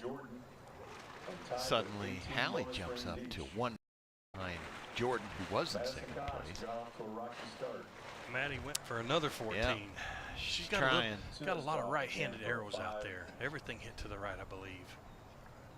It's always good to see these ladies out here competing. And sometimes you just wish they could do a little Now, better in these shootdowns. Madison we was a saw great Paige shooter. Next up, just for the low. She stays at 8. Paige Pierce moves her to So 470. now we flip. That's going And to unless take Caitlin Boardwell jumps Hallie in, to 3rd place, it's a 14 Paige ring to right here. 4th. So we know Katie shot a 10 here. Yeah. So she's going to stay. Every arrow counts. So important. 10 for Caitlin. All right, here we go. Final arrow time. All right. Our leader is at Last chance 478 with archery, 20 bonus last rings. chance Katie arrow. Boardwell with 4 points We're behind going is to Jordan see our Dearman at leaderboard shuffle 474. here because Allie Katie Grind Boardwell should now have a 473. 4-point lead. A little more Paige Pierce at comfortable. 470, all within 10 points, and Madison Cox. Let's give All a right, Darren round of Christian, applause you've for never a great won shooter. before. Pro class ASA. There she is, 4-point lead going into the last arrow. How are the nerves? She's good right now. 4 points. I mean, these girls have to hit a 14. You know, depending on where they're at on bonus rings, Katie can still shoot a 10 to tie. So that's not bad. It's when you have to hit that little ring, Gotcha. you know, where you're like, oh crap, I have to hit this now. Which Yeah. with the rangefinder it is easier, but she should be pretty comfortable. Probably a little nervous, just, you know, hey, let's get over with. with quick. I want to see how this goes, but she's in a really, really, really good spot. I was talking to her today, and she said she checked her her app for her health app and saw she had one spike in her heart rate yesterday. It was when she was talking to me for her interview. Oh, wow. That's I interesting. said, come on, Katie. I've known her for years, and she's an old hat at that, but apparently she got a little nervous. That's awesome. Camera's on. Katie's always quiet. She's, you know, I know Katie. I don't know her super well. I don't, know her to get up and have coffee with her or anything like that. But every time I see her, I was like, Katie's here. Now it's a party. Yeah. And she just gets this little sheepish grin like, quit daring. Yeah. So, but good family. Her family owns a bow shop there in Tully, New York. Yep. And her brother's out there holding the umbrella for us. Of course, he's one of our shooters, a pro shooter, and just a good family of people right there. She, most folks may not know this, but she's like a world champion dog trainer. Yes. Bird dog trainer. Yeah. She's always posting pictures on social media of their bird. I think it's the German short hairs. I believe that's what she has. I think that's. I'm no dog expert, but I believe that's what it is. So let's set the table here. We got 4 shooters in the final arrow. Paige is going to go first with a 470. Hallie's going to go second, 73. Jordan will shoot third with a 74. Katie gets to shoot last, has the luxury of shooting last, so she'll know exactly what she has to do. Excuse me. Paige is shooting at the 14. Let's just to. get that out of here right now. Yeah, she's 3 points behind Hallie. If she shoots a 10, it's easy for Hallie to take third place away from her. If Paige 14s it, different ball game. And boy, look at those arrow holes.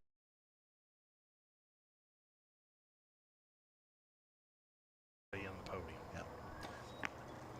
That's close. Low left, maybe just a hair. Oh, she got it. Got it. Okay. She did get it. Got it. Yep. Thank you, So Ken. now Hallie has to hit a bonus ring to stay on the podium. All right, so Hallie has 1 podium to her credit. Paige Pierce. Do you go for that 14? Or do you go for a 12? If she wants to try to win, 14. If she wants to stay on the podium, 12. 84.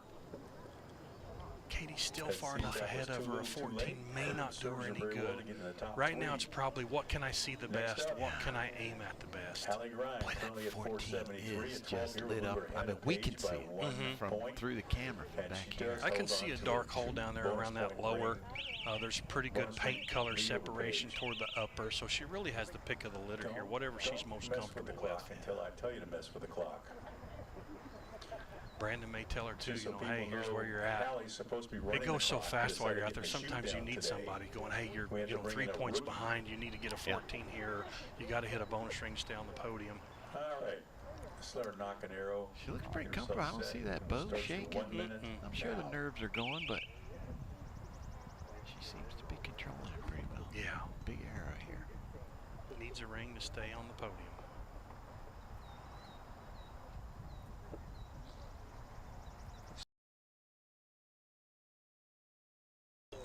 So close. Fat arrows. Looking for a number. She needs fat arrows. Just off. It. Hey, that's a great shot, Hallie Yep. Grind. Good shot. I'll applaud you for that. I think we're going to call just off there. So that's going to drop her to a 81, 3 points behind Paige now. Yeah. So she'll slip into 4th place for the weekend. All right, so Jordan has it pretty good right now. Yeah. 10, and I believe she stays in second. Yeah. With bonus rings. If Jordan would happen to make a mistake and shoot a 5, which I'm not putting any bad juju on her at all, Hallie would sneak back up on the podium. So this is a point where do I shoot at the 14 or risk shooting a 5, or do I guarantee myself 2nd place shooting a 10 or a 12? I don't believe she has a pro class podium, so. Yeah, and a 10's just going to put her tied with Paige. So depending on where they're at on bonus rings, will split that 2nd and 3rd tie. So she may need a ring here to beat Paige out for 2nd. Now. Yeah, coming into it, she had 2 more bonus rings than Paige, but then I lost track during the shoot down here. And then it gets down to if she does 14 it, Katie hits a 10, they're tied. Bonus rings would break that tie, so I don't know who has the most rings between the two. I'm going to assume Katie, since she was leading. Oh, and she shot a 5. Okay. Worst case scenario for Jordan and best case scenario for Holly. 5 for Jordan. So that's going to slip her off the podium. That'll drop her into 4th place. Darn it. Wow.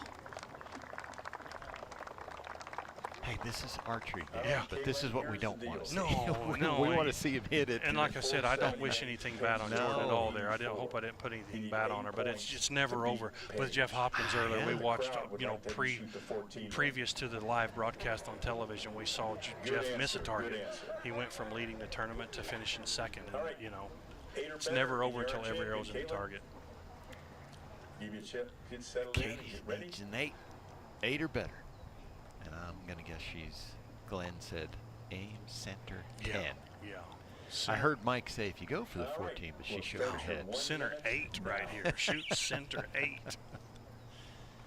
She's got this. Yeah.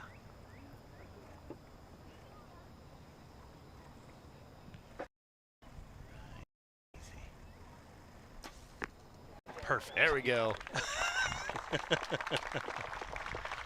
That's awesome. Big hug. Good job. Big hug from Big Brother. You got it. That's Katie fantastic. Bordwell does it wire to wire. Yeah. The only person we've ever seen do that is Paige Pierce in this division. So hats off to Katie. Such a tough division too. There's so many good shooters in that class. She said she's been practicing quite a bit, so clearly it's paying off. Move out of 3rd place. That was a great effort, Jordan. Thank you. And that Now is. champion Caitlin Bordwell. We'll be doing their awards and presentations after. She's coming around to the broadcast booth here. Gonna get her headset on. And I believe she can hear me now. Katie, whoop. Katie Bordwell, wire to wire, first women's known pro win. How are you feeling right now? I don't even know. Very excited. You had big brother Glenn standing right there. What was that like to have him there to calm you on that last shot? It looked like you might have been a little bit nervous. I was nervous the whole time, yeah. You handled that really, really well, Katie. I know you chipped away at it as an unknown women's pro. Now you're shooting the women's known pro. You shoot against a field of amazing lady archers out there, and you just won. You just won one. How's that feel? Unreal. I'm shaking. No, it's so good. It's so good. PJ and I were talking. I said, every time I see you come around, I said, Katie here, now it's a party, So congratulations on your first win, and I'm sure there's more to come in your future. Thank you. All right, congratulations there to Caitlin, known pro champion. Folks, we will be back here shortly with our known pro finals. You don't want to miss that one. Don't go anywhere. We'll be right back.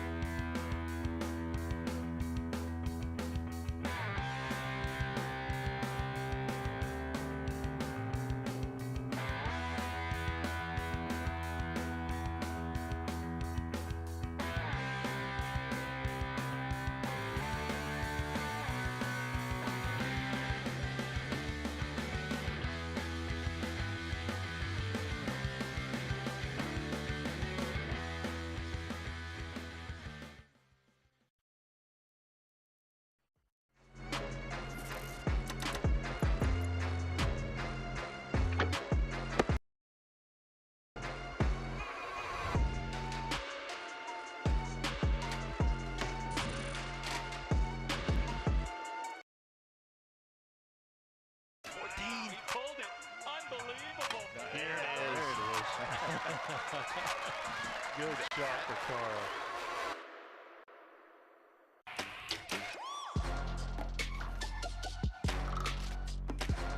Oh, what a shot. He got it. Unbelievable. So Kyle needs an 8 to win. 8 to win. Oh, he went right at it. 10 or 10, done.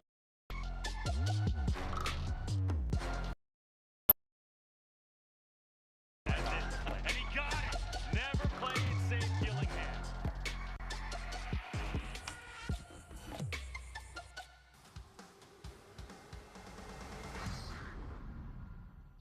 2023 ASA Classic Champ. Cara Kelly, 2023 ASA Classic Champ. Keith, 2023 ASA Classic Champ. Dan McCarthy, 2023 ASA Classic Champ.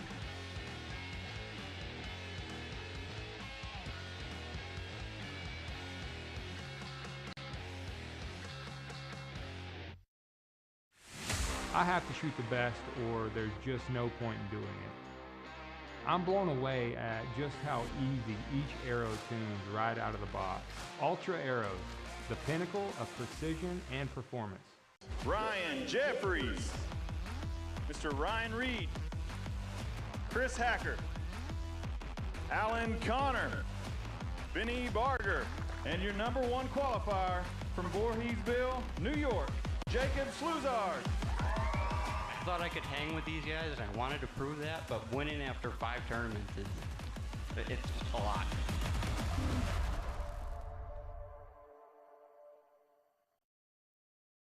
The X-10 is the most successful arrow in competitive archery history, accounting for far more medals than any other individual piece of sporting equipment in Olympic history. Easton introduces the latest innovation of the X-10 lineup, the 4mm Parallel Pro. Parallel Pro offers legendary X-10 precision for all forms of archery. Elevate your precision. Your journey to the podium begins with Easton X-10.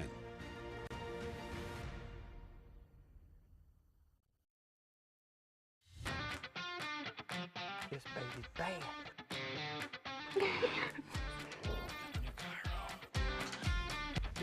For more info on the complete 2024.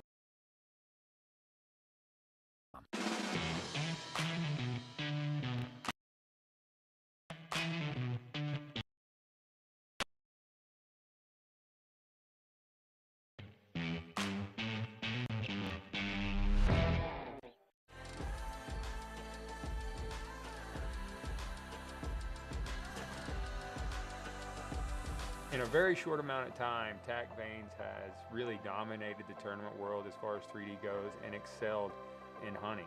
We've made the quietest, most stiff, accurate vane in the industry. We're very proud of what we've done. We make all kinds of different sizes, profiles for any application. And if you want to check those out, go to tackvanes.com.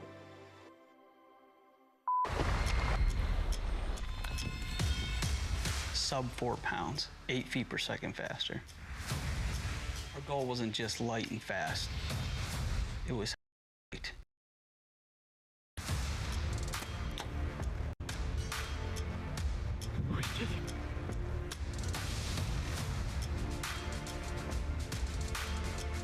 Yeah, buddy.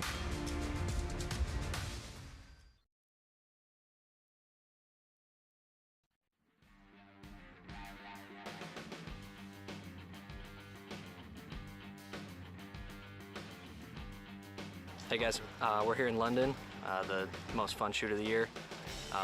Just like always, it's dark out here. Just trying to see the rings, see the 10 rings even. Sometimes we're just going off a silhouette, but no, today's not too bad. Still a little dark, but it's always a challenge here.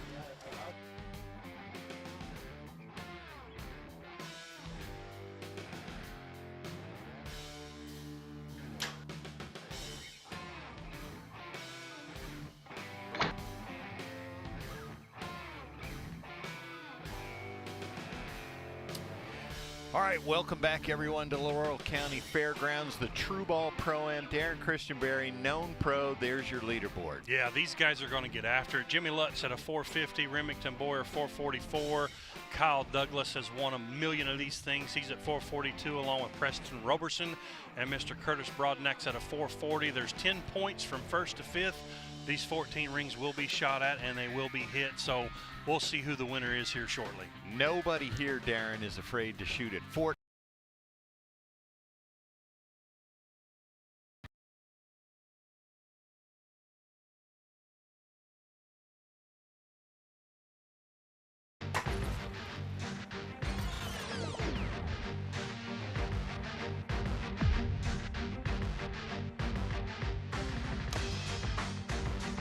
Since the known pro class came into existence in 2017, no one has ever won 3 in a row in the same season. The talent and competition in that class is extremely high. Kyle Douglas went into the Shootdown in Minden with 2 wins at 2 ASA tournaments this year, an 8-point lead, and with his sights set on the three-peat. And our number 1 qualifier, Kyle Douglas. Douglas shot a perfect round with 3 12s and 2 10s, and it proved too much for his competitors to chase down. Kyle went upper 12 and piped it. Only Dane Johnson was within 10 points of Douglas for the 6th arrow, and he was an insurmountable 8 points back. Smashed. Conceding the victory, Johnson and Douglas each lobbied the ASA's Mike Tyrrell for the privilege of shooting the Russian boar in the eye so they could each give targets to 2 lucky kids in the audience. They did that, and Douglas completed the first ever three-peat in the known pro class. Yeah, that was a cool one. I talked Mike into letting me give away a target to a kid, I guess whether I hit the eye or not, but kind of a fun little novelty there. It was just a good weekend, you know. I shot my bow pretty well all weekend, and you're always trying to win it on the course. You don't have to work as hard in here, so come in here, you know, knowing I didn't have to gun super hard at 14s. I could hit them if I needed them to. But yeah, just kind of did my job, hit a few 12s, and came away right where I needed to be. All right, well, let's not wait any longer. Let's get to the action. Brandon Reyes is going to bring out our archers. All right, ladies and gentlemen, let's meet the competitors for the Known Pro Championship.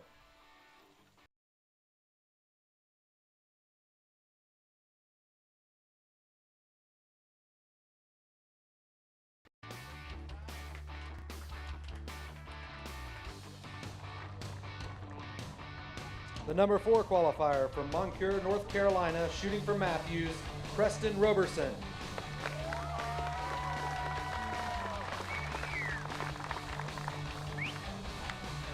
From Liberty, Utah, shooting for Matthews, our number 3 qualifier, Kyle Douglas.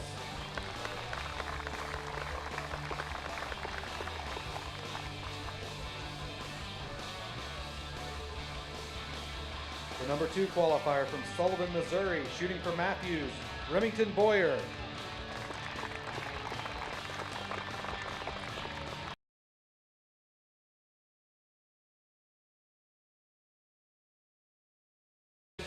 James Lutz.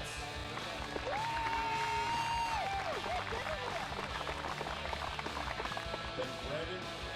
All right, gentlemen, you want the upper 12. Make sure that your cone is to the left or the right of the T sign in front of you. Left or right of the T sign in front of you, Mr. Blobnax. All right, Darren, so Jimmy Lutz had to shoot out of his mind today. He was not on the leaderboard yesterday. Yeah. Today he came in and they shot 20 targets. He shot 16 12s. Yeah, it's dumb. On a ridiculously hard course. And I mean that in a good way. Yes. Yeah, and we've talked about it all broadcast. We talked about it earlier. The power line. It's tough. The lighting's tough. The footing's tough. The angles are tough. To stand out there and hit 16 out of 20 50-cent pieces, even though you do know the distance, it's not easy to do. Top level archery happening as we speak, and this is going to be fun to watch. I know the course they shot today, and it was more rugged than we're used to here at London. Even it was one of the new courses, and it was like Scott was messing with their footing. There were side hills, targets tucked in, behind trees. It was a tough course, and he killed it. Yeah, and right on cue, Jimmy steps up 12 to 49-yard coyote. He's on a tear. He won Reading. He just took a silver medal in the World Cup, World Archery World Cup. He's just been shooting unbelievable this year, but he does not have an ASA win, and I know he wants one. Yeah, well, he's on his way. All right, there he goes. That helps right there. Two extra points on that coyote is bonus. 12 on that coyote. Now, however, he's got some big guns behind him. One of, Remington Boyer's not afraid. No, he comes out with a 14. The next guy, Kyle Douglas, will shoot every 14. If he has to. And he's got a good coach right there next to him, Mr. Tim Gillingham, going, go get it, Kyle, get it, Kyle. Kyle Douglas, 442. What did he shoot at here? Insane. Oh, he shot at the 14. Yeah, of course he did. Get that. And he got kidding it me? inside out. 45 yards. He could have hit a dime, You don't want him chasing you down. That's so awesome. Preston Roberson. I don't know that anybody else will 14 that target. There's one for Preston. Good shooting, fellas. What have we seen? Three 14s and a 12 so far. Yep.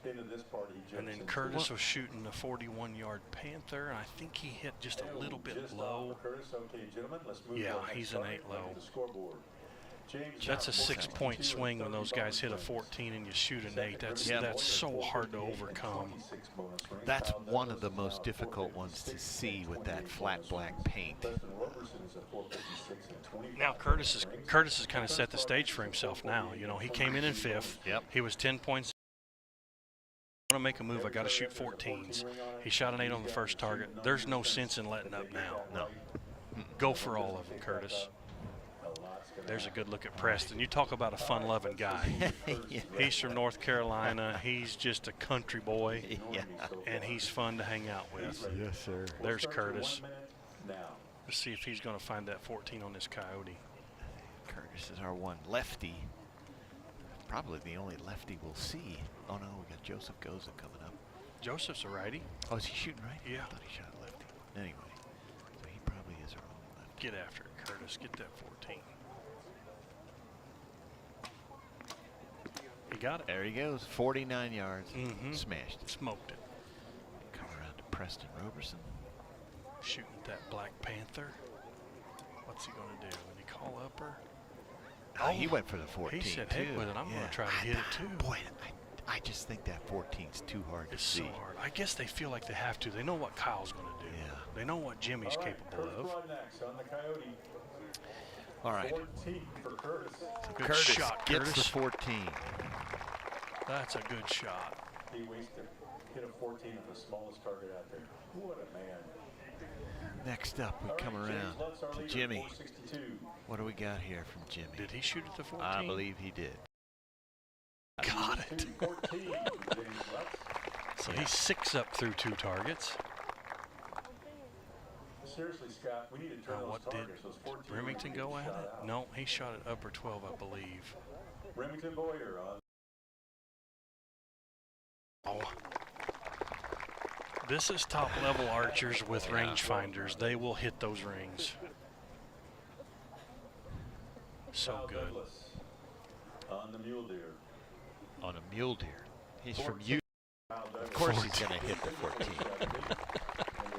He shoots mule deer at 80 yards. Preston just off the 14 here.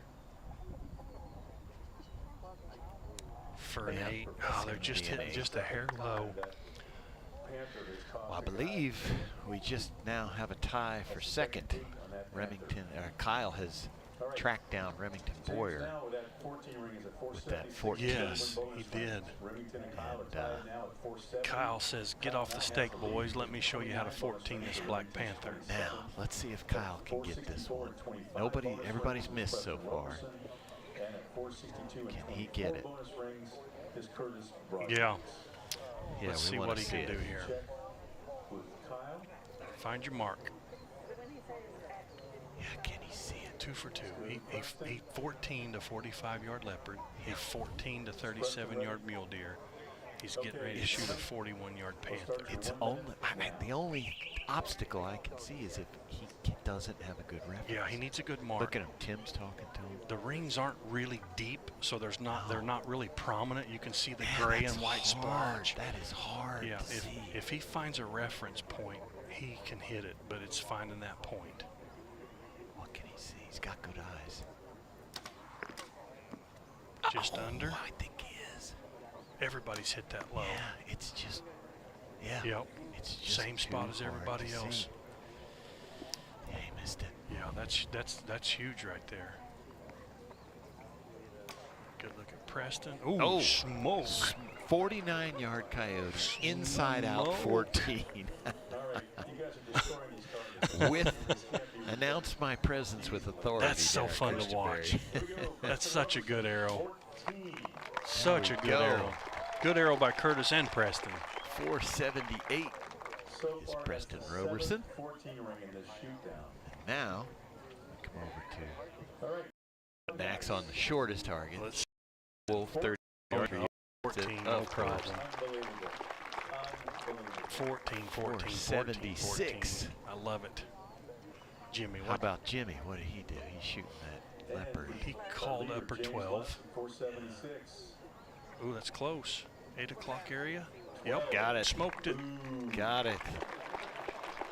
Come on. Mike's booing the 12. That's a good shot right there. Yeah. That's a 45-yard animal on your 12, but that's fantastic. Yeah. Yeah, he's needs to protect his lead, but he can't play it too safe. 14 That's for Remington. gets it. Good. And bragged on you Yeah, right there. that was just. Put the announcer's curse on him, didn't we? Yeah, I just think that's not. It's a tough animal. That's a tough one. That's a tough one to see. He can hit it. Oh yeah, you put an arrow hole in there where he's got a good reference, but I think that splotchy paint, that color variation there, they're just not certain where to aim at this thing. Right. Real easy to lose where you are on the target. Remington's calling upper, so if he hits a 10 here, he gained 2 points on every person that shot this target so far. If he 12s it, he gained 4 points on everybody that shot it. I don't know that he'll shoot it to 14.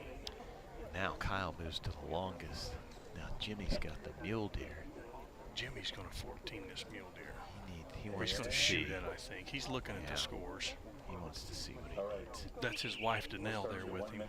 See if he asks her advice. Oh, he's going to wait and see what. He's going to wait and see what Remington does. Because that 14 I know is juicy, but it's also, you know, it is what it is. Risk reward. Yeah, if Remington shoots a 12, Jimmy will probably shoot. That's what I think.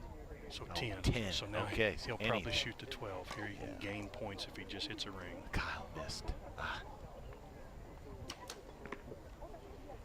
In the 10. Okay. That's safe. Nothing lost right there. Nope. Nope. The Kyle, number 3 guy dropped back. Kyle hit to the right. I think he's going to get a 5 on this he coyote. might. Just got away from him. Yeah. Just it's close, but I think it's just wide. It's right there at that turn. Yeah, I think it's just off. Scott Parrott, tournament director down there with the flashlight. And 5. Yeah, there it is. We still have a 10. 483. That's tough. So good at this game too. Just millimeters of inches. Well, that looks Preston. good, Preston. Oh boy, that does. That looks good, Preston. Yes, it does. Inside out. All right. Man, he's shooting good. Yeah. Yeah, take the hat off. Good look at Curtis there over his shoulder. Yeah, I think he went at the 14. Did he? And he got it. Wow, good shot, Curtis Broadnax. Yeah. See now it's 490 and 26 below. Wow. I think we got Preston. If I'm not mistaken. Jimmy's 10. We got to get our last 2 here. 10 for James. Jimmy's 10 and Remington's 10. First 10 in the entire shoot. 92. 98. Wow. Yeah, what was Remington's? I can't remember if it was an 8. He was a 10. Oh, he was behind Jimmy. Yeah, but Preston now, 3rd place. Yeah, 92. He's 2 points out of 2nd, I believe, if my math's right. Right now, James Lutz is a good showing here, Preston Roberson. 4-point lead Boom. Remington, who has 28 bonus rings. And 3rd now is Preston Roberson, So, 492 and 27. Curtis goes to the muley. He's probably going to 14 that. Preston goes. Where did he go? I think he's on the mule deer. And final arrow. Panther. No, that's Curtis. Yeah. So Jimmy's on the Panther. So Preston must be on the leopard. Yeah, Remington goes to the longest one, the coyote. Kyle is 15 points out of the lead. The last 2 arrows have really kind of sealed his fate for the weekend. Remington going up. Jimmy's not even waiting. He's just going. I'm thinking he's aiming 12. I would think he has to. I think he's called upper here. There's Remington shooting the coyote. Bearing down on it. 12. Got the 12. Got the upper okay. 12, yeah. Jimmy shot. Oh, here we go. Here we got 2. We got Kyle, 14. Preston on the leopard. Missed. Oh, he shot Missed straight wide. right. Such a right. Perfect. Just right. Darren, this leaderboard just know. keeps shaking up. But Remington got to 12, so he's going to stay. And I have no idea what Jimmy did. We'll find out when we get there. 12 for Remington, so he goes to 506. Kyle Douglas is going to take a 14. That'll take him to 97. 97. So many rings hit. Preston hit the 5, so he'll be at 497. That's the 12th. I don't think he caught the 8, but we'll see. Next up, Preston Roberson. No. Oh, straight right. 497. Losing the tie with Kyle Douglas at And big time, Curtis Broadnex. So Curtis moves into third with 14. Oh, yes, 504. Now he jumps to third. And Jimmy,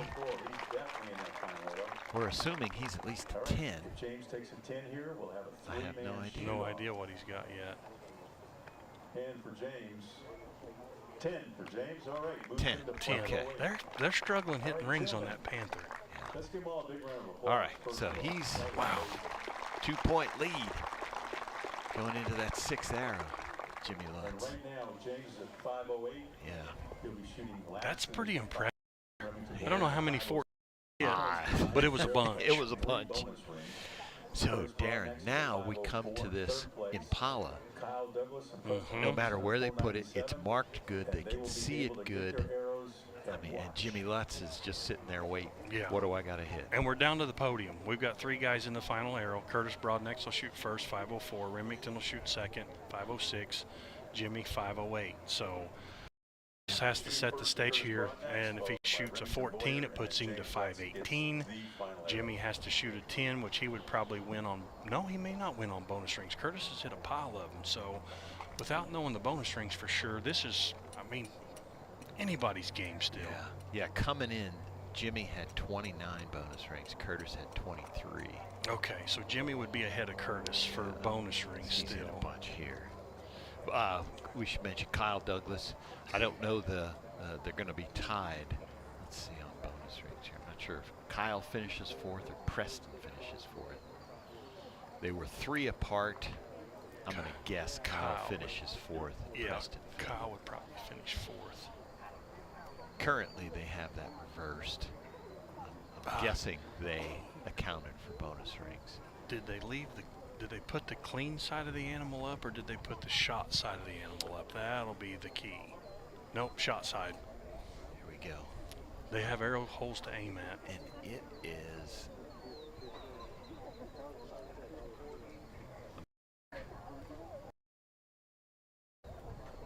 it's not quite max distance, 50 yards, because he moved him up, but it's out there. Yeah, so the leopard was 45 from the box. They moved in 4 or 5 yards, and it looks like the Impala is about the same distance. So I'm going to guess it's right around 40 yards. They can move the 2 in front of them. I think right now Curtis is more concerned about focusing on Yes, the 14 Scott ring Parrott than made a anything else. decision He's that currently 4 there weren't going to be points any behind gimmies James for the Lutz. 6th arrow. He Nothing knows that a 10 or 12 short. won't It was do going to much be. He was other going to than stretch him moving into out. second. Yeah. He's got third Every place wrapped time. up. Want to see him earn A it 14 on is that really 6th his only arrow. positive option. This 40 yards for these guys is not a hard shot. Right. Even if it misses it, it's not 40 gonna cost him anything. He'll yards, still be in third having to place. hit a 14.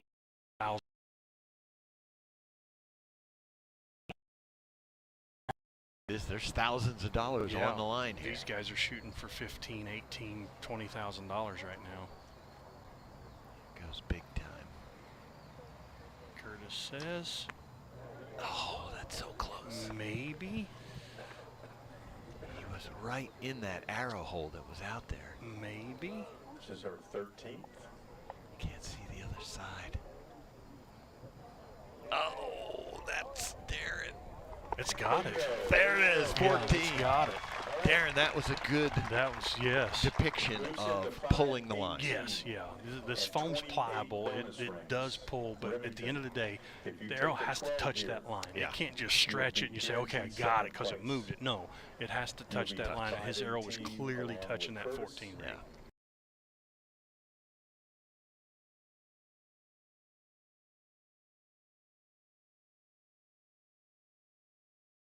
Tie him at 518, and then it goes to bonus rings to break that tie. And he only had 2 more coming in. I don't know what he did here, but So the question is, like I said, he can see it.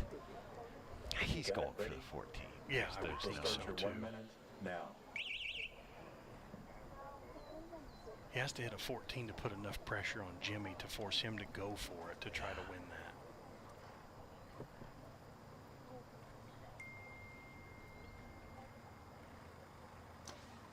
Oh, inside out. Gotta be. Piped it. There we go. So that puts him at 520. That receives at 14 for Remington Boyer. Piped Moves it. to 520. All right. All right, James, here's your call. 12 ring, you win. 14 ring, you win. Okay. 10 Mike ring, Tyrell says Either either a Come in 12 second. or a 14, he wins.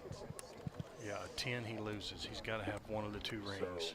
So I think the what 12 can ring he might be see? your move here. Wow. You want the upper, correct? Big, Upper 12? All right, upper 12's called. big arrow, Darren Christian Berry. I don't know. There's not a lot of markings at the upper. All right. The 14 is just blistered with reference points.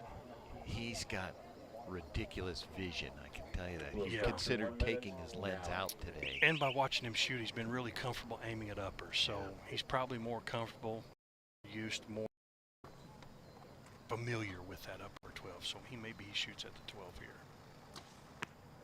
Oh, there we go. Smoked it. I heard the cheers. He hasn't reacted yet. There's his wife, Danelle. Wow. Got it. There we go. There's that 12 That's again. such a James hard Boston thing to shoots do at is 520 fight for those free guys bonus. off. Pressure. Remington Boyer, great comeback You got at the 520 best and in the 30 bonus world rings. Curtis Brown nipping next at your 518 and heels. 28 bonus rings. Great shoot down. Wow. James. Thank you very much. good. Kyle Preston, I great know he shoot, too. wanted that one. He So wanted good. it. And we will He's now pretty begin the mild-mannered, but rewards I once could tell again. he wanted it. He does the same. He just gave us a little flex there as he walked past. Wow. But here he goes. Yeah, we're going to do the Jimmy Lutz got the headphones on there. Jimmy, clutch arrow. How does that feel? Your first ASA win of the season. Feels good. You know, it was a good shoot down. Everybody was shooting so good. So, no, it feels good. Had Danelle up there supporting me. It was great. I would tend to say that you're a pretty well-rounded archer now, huh? I mean, 50 meters, you're pretty good at it. Indoors, you're pretty good at it. You just won a known pro division and fought off some beasts right there behind you. I mean, everybody was pounding 14s, and you hit it when you had to. What a great shot. What do you think about that? I don't even remember it. I was so nervous. I didn't know if I was going to go for the 14 or 12, and I guess I went for the 12. I'm not sure. You did. We talked about that, too, when you called upper 12. We were talking about how well the 14 was marked up versus what you were comfortable doing, and you shot at a lot of upper. So I said, he's probably comfortable, more familiar with that upper. Maybe he shoots at that 12, and that's what you did. Made it look pretty easy. I didn't think you were nervous. No, I was. Absolutely, I was. Perfect. Well, Jimmy, congrats, man. Well-rounded archer. Love seeing you get that win. Great weekend, buddy. Thank you. Appreciate it. All right, congratulations to Jimmy Lutz, our known pro champion here at the True Ball Pro-Am, London, Kentucky. Folks, don't go anywhere. We're going to start judging next. Women's Pro will bring us back. We'll be right back.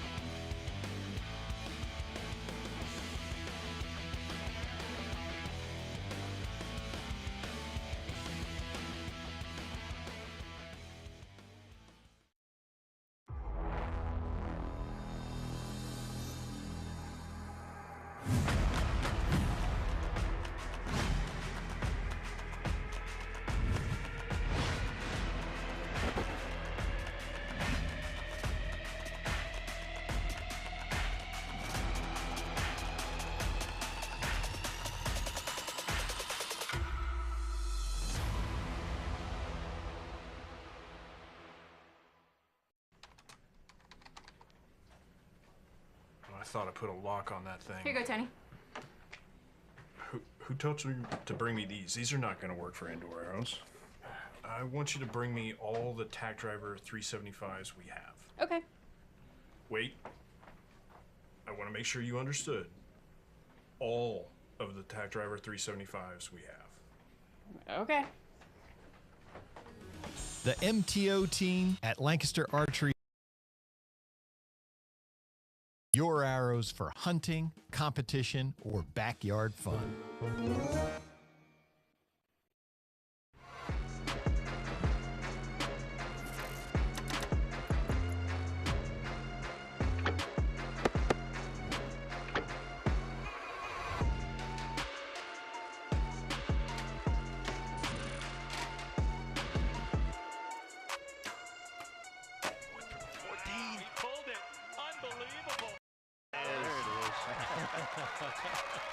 Good shot for Carl.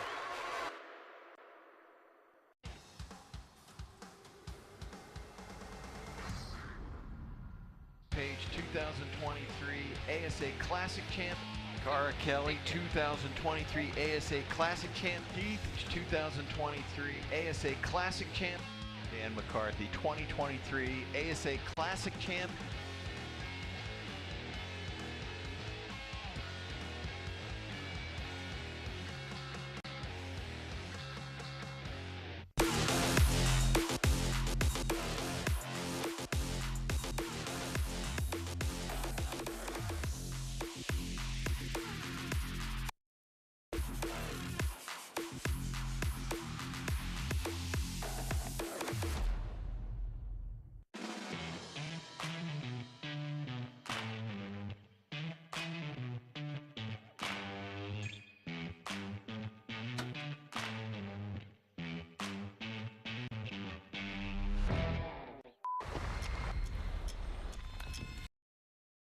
Sub 4 pounds, 8 feet per second faster.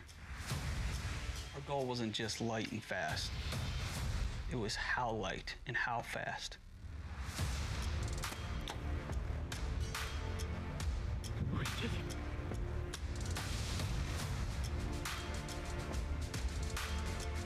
Yeah, buddy.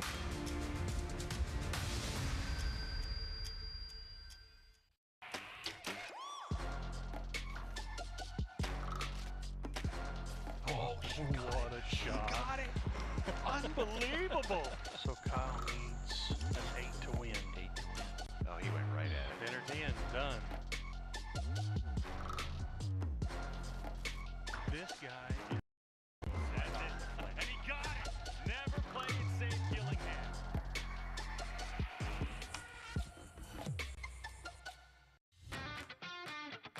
This baby's bad.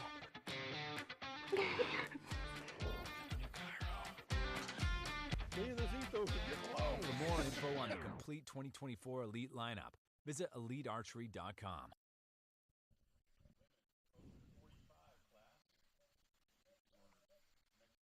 All right, welcome back, everybody, to the True Ball Pro-Am here at the Laurel County Fairgrounds, London, Kentucky.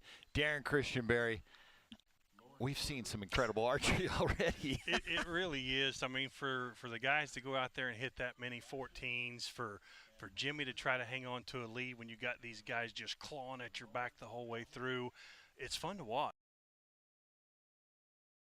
Appreciate what we're watching. I appreciate good archery. Yeah. Knowing what it takes to survive that power line and then come in here and shoot those rings like that, it's awesome to watch. It's really, I mean, it's not everybody can do it. That's why these guys make a lot of money doing it, because it's not easy to do and it's fun to watch. So, Darren, what we're looking at right now is out on the field, we have our women's pro and our open pro archers. They are getting their 10-minute period to judge targets.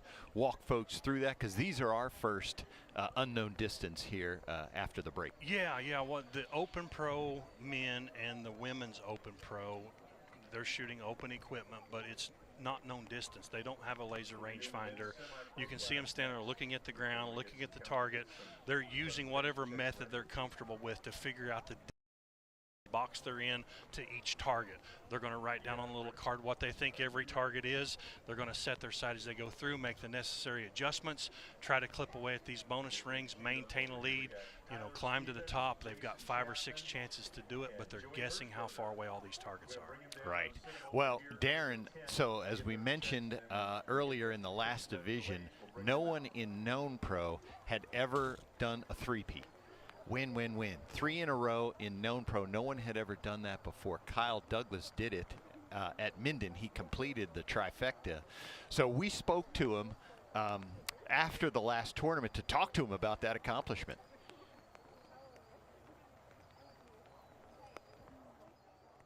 All right, so Kyle Douglas, known pro, first archer to shoot 3 in a row.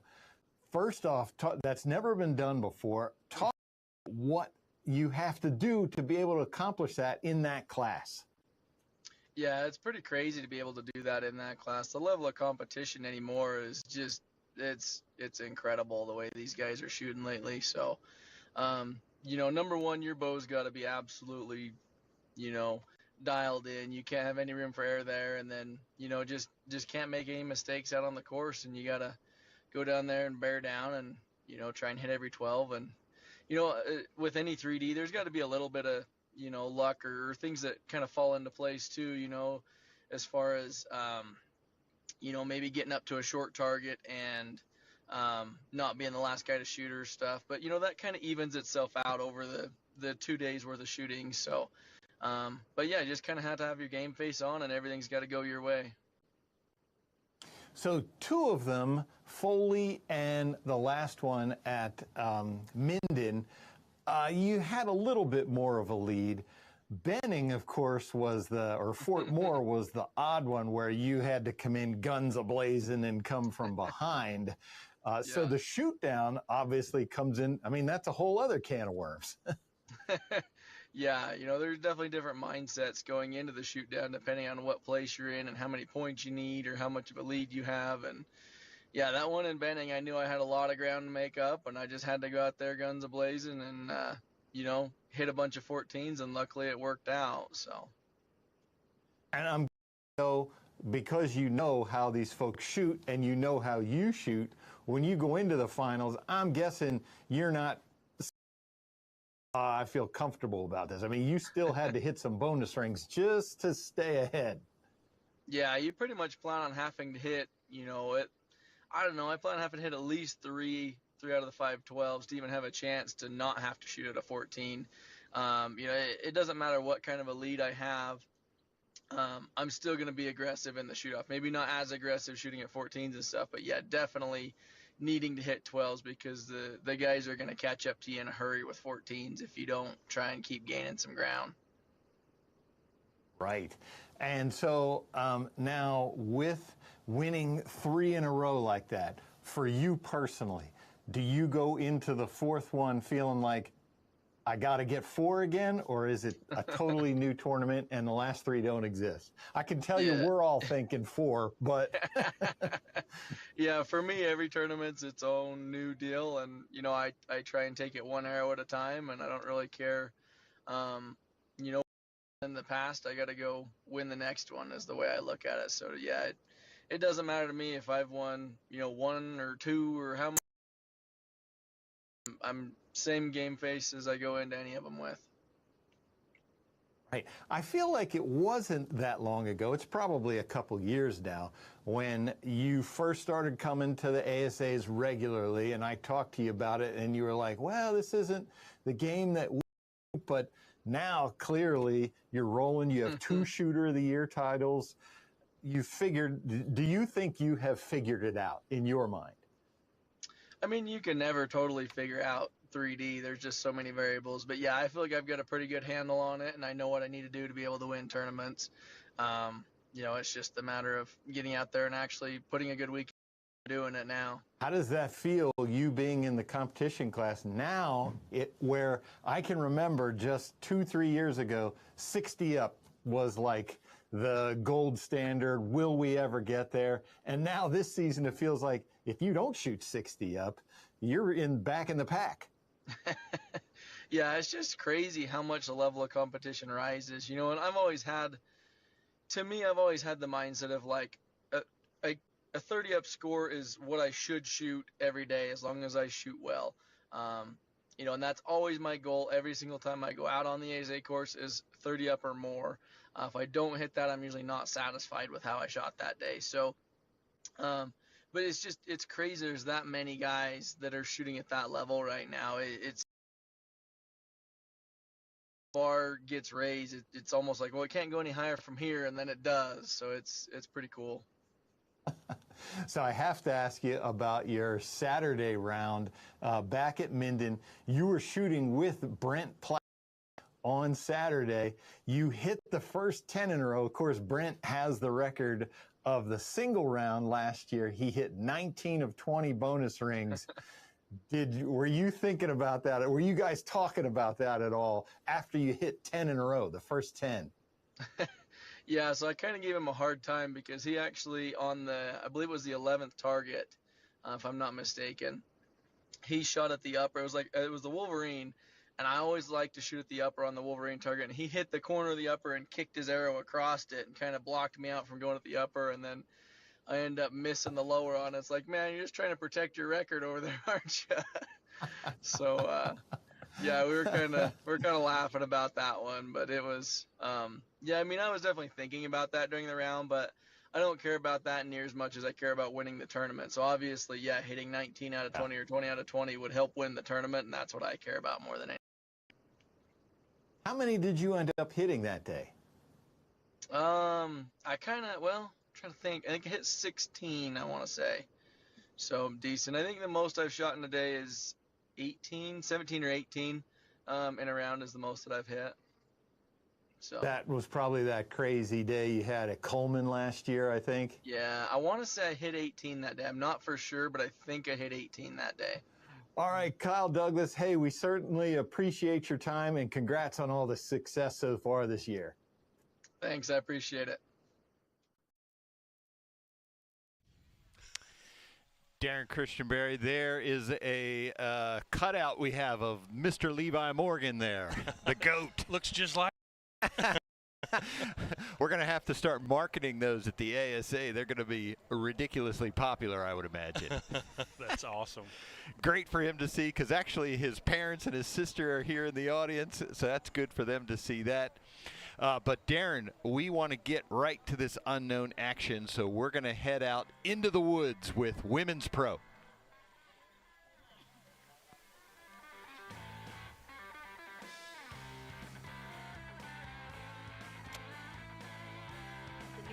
Very matte, so the targets look even darker than they normally would. So most of the time when we're on this side of the power line, you're basically shooting at a silhouette on a dark target, so you just hope not to lead those ones.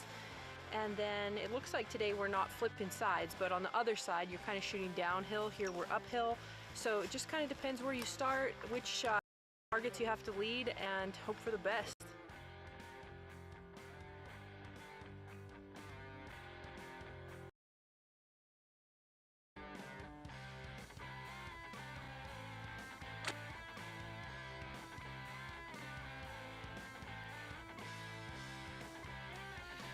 All right, Women's Pro, Darren Christianberry, there's our leaderboard. I'm impressed with this up score from these ladies. We shot horrific ranges this weekend, and we said early in the round, if you came off this weekend in qualification above par, you've shot amazing. Erin McGladdery, 404, Ida with 403, Carr at 402, little bit of a point gap between third and fourth, Laura Huff at 93, Lainey Smith at 390. We still have to shoot 5 or 6 arrows to see who's going to win this thing, and it's about time to find out. It is. We've got some rain coming down, it looks like, but we want to go back to Minden to see how this class played out.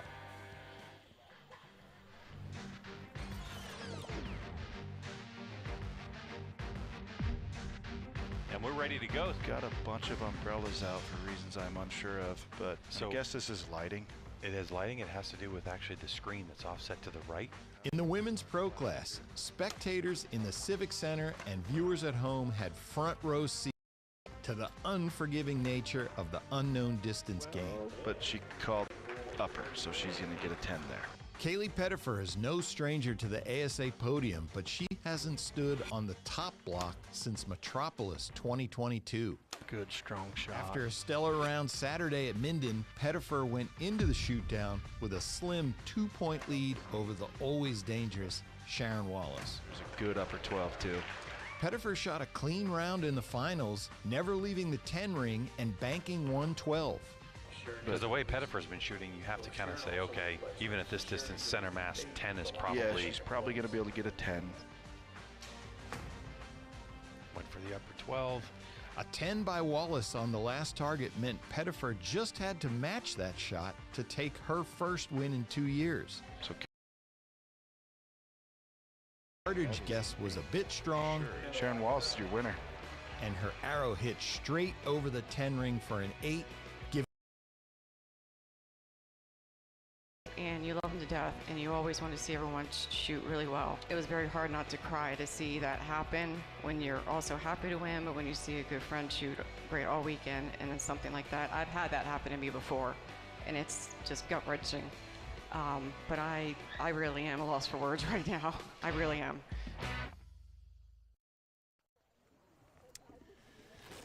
All right, Darren, well, as we see if some of this rain is going to fall on the archers, we want to bring him out as soon as possible. So, Brandon Reyes, bring him out. All right, ladies and gentlemen, on to the unknown shoot-offs. We will start with the women's pro division, and here are the top 5 competitors.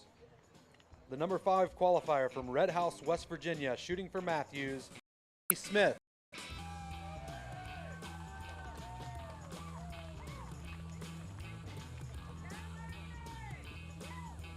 The number 4 qualifier from Clarksville, Tennessee, for Matthews, Laura Huff.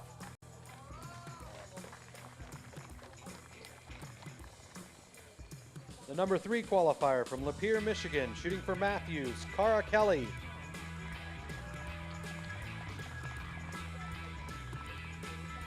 The number 2 qualifier from Gavle, Sweden, shooting for Darton, Ida Carlson.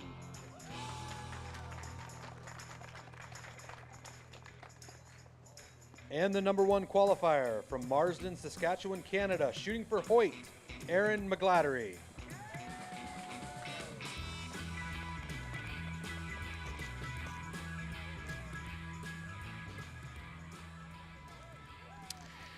All right, Darren Christianberry. So Aaron McGlattery, our leader from Canada, in second place, Ida Carlson from Sweden. This is her second ASA ever, and she comes in sitting in second place in the women's pro division. The international archers are taking over. They're taking over America. No, that's great shooting. Yeah. Aaron shot a 404. You can see her score there. But yesterday she shot a 208. Yeah. We shoot 20 targets each day. 200 points is par. Anything above that. She shot a 208 on, like I said earlier, probably the toughest range I've ever shot. And I texted her. We talked about her round yesterday afternoon. I texted her last night, and I said, you beat all the senior pros. You beat all the women's pros. You beat all the semi-pros. I said, that's an amazing round you just shot. So let that sink in. So I wanted to try to, let her, she's awesome. Yeah. But she's tough on herself, too. Yeah. She has high expectations, and I understand that because she works really hard. I want her to really understand how good of a round she shot yesterday, and it's super impressive to see how these ladies all shot this weekend. Absolutely, 100%. There's Cara Kelly, I believe our champion from last year here at London. I say it every time. Cara's so good. She's just, bingo. There you go. She's so steady, just comfortable out there. Okay, Darren, she comes out here. Now we should mention they have moved the targets. Yeah. We were talking distance earlier. During the break, they have moved the targets, so they are not at the distances we said earlier. No, and these are unknown. We don't have the numbers. So, we do not. Yeah, and it looks like Aaron typically calls upper. She did, and she shot a low 8, so her numbers are a little bit off on that first one. But Darren, that leopard is still the farthest target out there. Yeah. It's crazy. And she just comes out with a 12. Cara Kelly came in 2 points behind. Yeah. Yeah, so we want to let folks know it is raining. Yeah. It's hard to tell from our cameras, but look at that. In the rain, the farthest target out there, Cara Kelly comes out. Smokes a 12. Advantage little arrow. If the rain gets too much, these arrows down a little, the bigger diameter, the fatter arrow they're shooting, it is more affected by wind and rain. So Cara with those little skinnies has the advantage right now. And here is Is that Laney's? Or no, that's Maybe shot at that 14. Yep. Laura It was Huff Laura. went for the 14. She got an 8. And Laney would Laney's be on that. the last one. Yeah, that Black Panther's been giving everybody fits today. They spun it around. Let's see how she did. Hey. Good Center effort 10. right there. Shot, Laney. You bet. So, Aaron goes to 412. Cara shoots a 12, goes to 414. Cara went from third to first in the very first arrow, if my math is right. Yeah. I don't know what Ida shot. Yes. Oh, No. there we go. She got an 11. No, Cara is leading. Cara Aaron, is 412. Is it Ida? Ida. Ida. She told me it's pronounced Okay. Ida Carlson. Yes, from Sweden. She and her husband came over. They made one ASA last year, and this is their first one this year. It's only her second time ever in the States. That's awesome. But she is coming back for the Classic. Shooting good. So, yeah, hats off to her. Here we go, number 2 and number 3. This is McGladdery and Ida Carlson. Aaron shooting the Howling Wolf and Ida shooting the Spotted Leopard. It's the farthest target. Aaron calls up her. She shot Call. a 10. Oh, Uh-oh. Ida's a little low. Uh-oh. Yep. That's going to be a 5 low, I believe. That is a bomb. That's a long shot there. Laney's got her business face on right there. Let's see how she did too. Oh, Laura's still to shoot yet. Yeah. And she's on the Black Panther. Ooh, if she called up or she hit the smoked upper. it. We'll see. Let's see what we got. A Yep. lot of rain on those targets. It is coming down. Yeah. Did she call it upper? She did not. She did not. All right. Aaron did call up her on this next target. I believe she's just left of it for a 10. Yep. Good Just distance, left. just a little left. 422.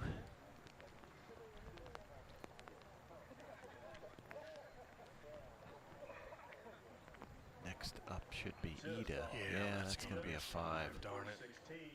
416. That's tough to overcome right there. She said they do play Unknown in Sweden. That's the game they play Yeah. over there. There's a good look at Cara.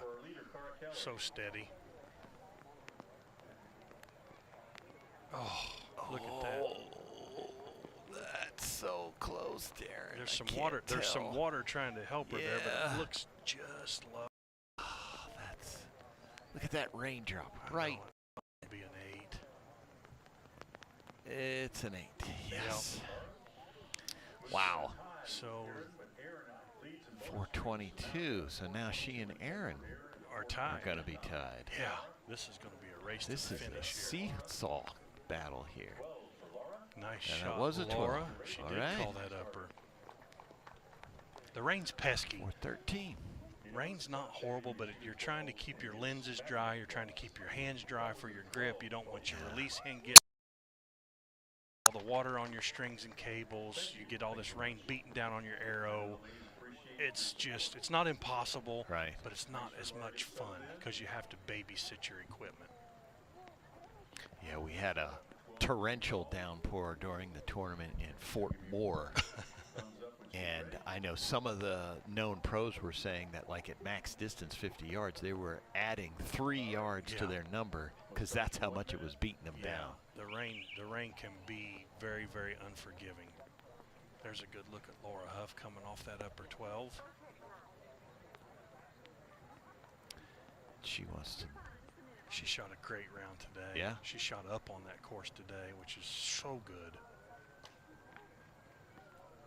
Another 12. She shoots uppers. Wow. So I believe that's it. She's on it. Yeah. Dialed Just a in. good look at Ida. Holding nice and Nice steady. and Her steady. form looks great. Oh, yeah. Good 10. Straight right It's there. like picture perfect textbook form there.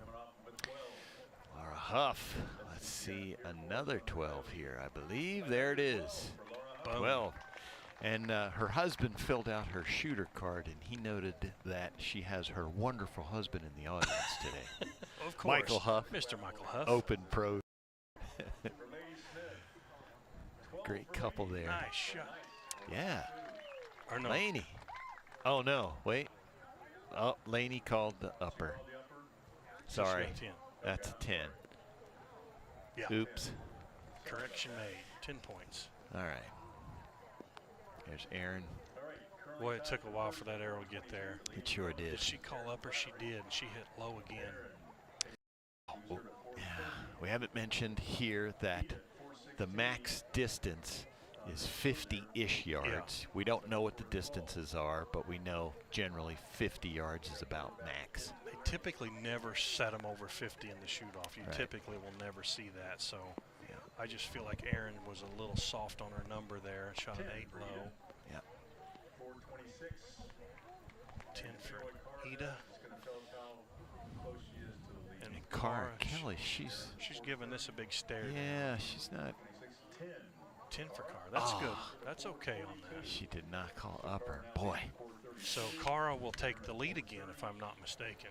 432 for Cara. Yep. And a 430 for Aaron with that 8.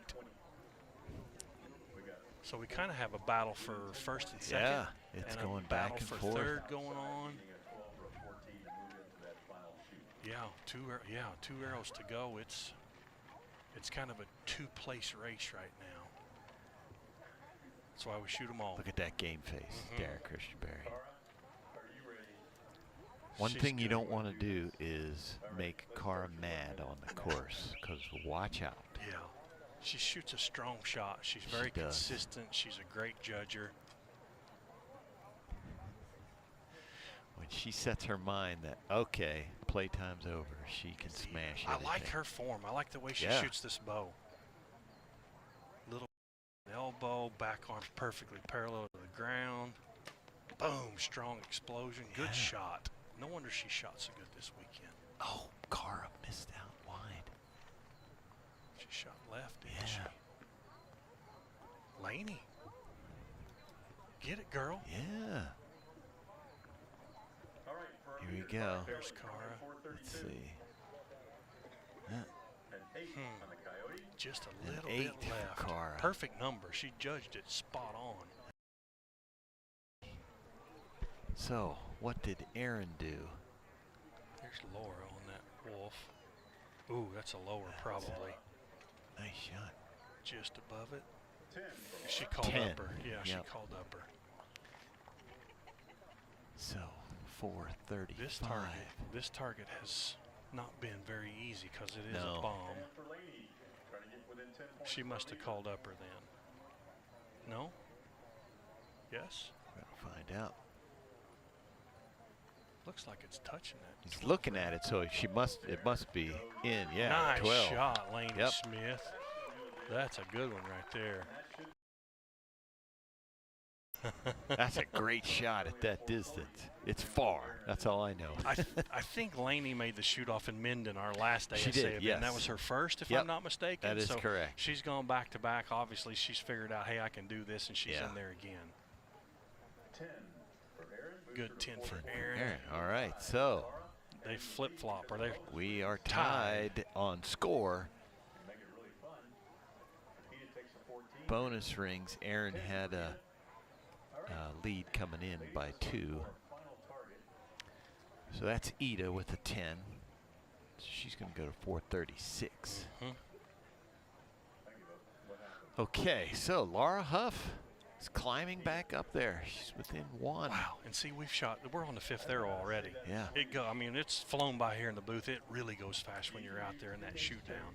Not a lot of time to make decisions or change your mind, or it just goes fast.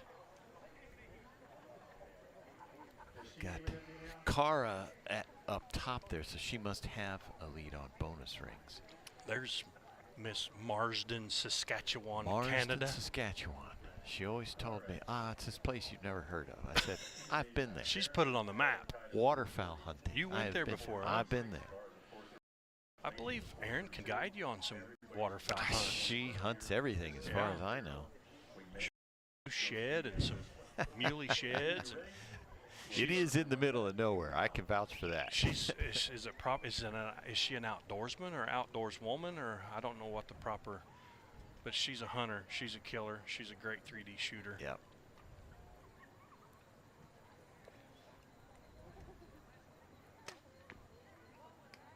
Center Nothing wrong 10. with that. Nothing wrong with that. There's Ida. Yeah, you're right, Darren. Boy, Soft, that is soft bow hand. I perfect like it. shot. Boom, Got it. 12. Good shot. Got it.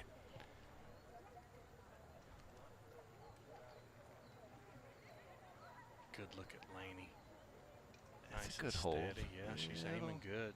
Nice and patient kid. Good shot. Oh, She went for it. Yep. All right, Ida. Here Good we looking go. shot. Just explodes. That's perfect. I like it. Boom. Got it. That's such a good shot. 448, yeah. How would that be to come over here from Sweden and make a podium in only your second ASA ever pro? That's got to be the goal and the vision she has when she leaves home. Like, I want to make that shoot down. I Right. want to be in the show. Yes. Mission accomplished. Yep. There's a good look at Laney. She said they are trying to build this game over there in Sweden, she and her husband. So, hey, this will help. Yeah. Good 10 for Laura, I believe. She'll have name recognition there. All right. Laney's trying to find herself a 14 ring right now. Let's see what happens. So, Just low right of that quite 14 get it. for an 8. And then we watched Aaron shoot that 10. Depending what Aaron does in this final arrow. This arrow. She's currently at 440. she's got Paige Pierce there in her shooter's corner holding the umbrella. Pretty good coach to have in your Pretty box good there. coach. We'll get a target set for that. Shooting first will be Laney Smith. Second will be Laura Huff. So everybody's in the shoot-off. So, is that right?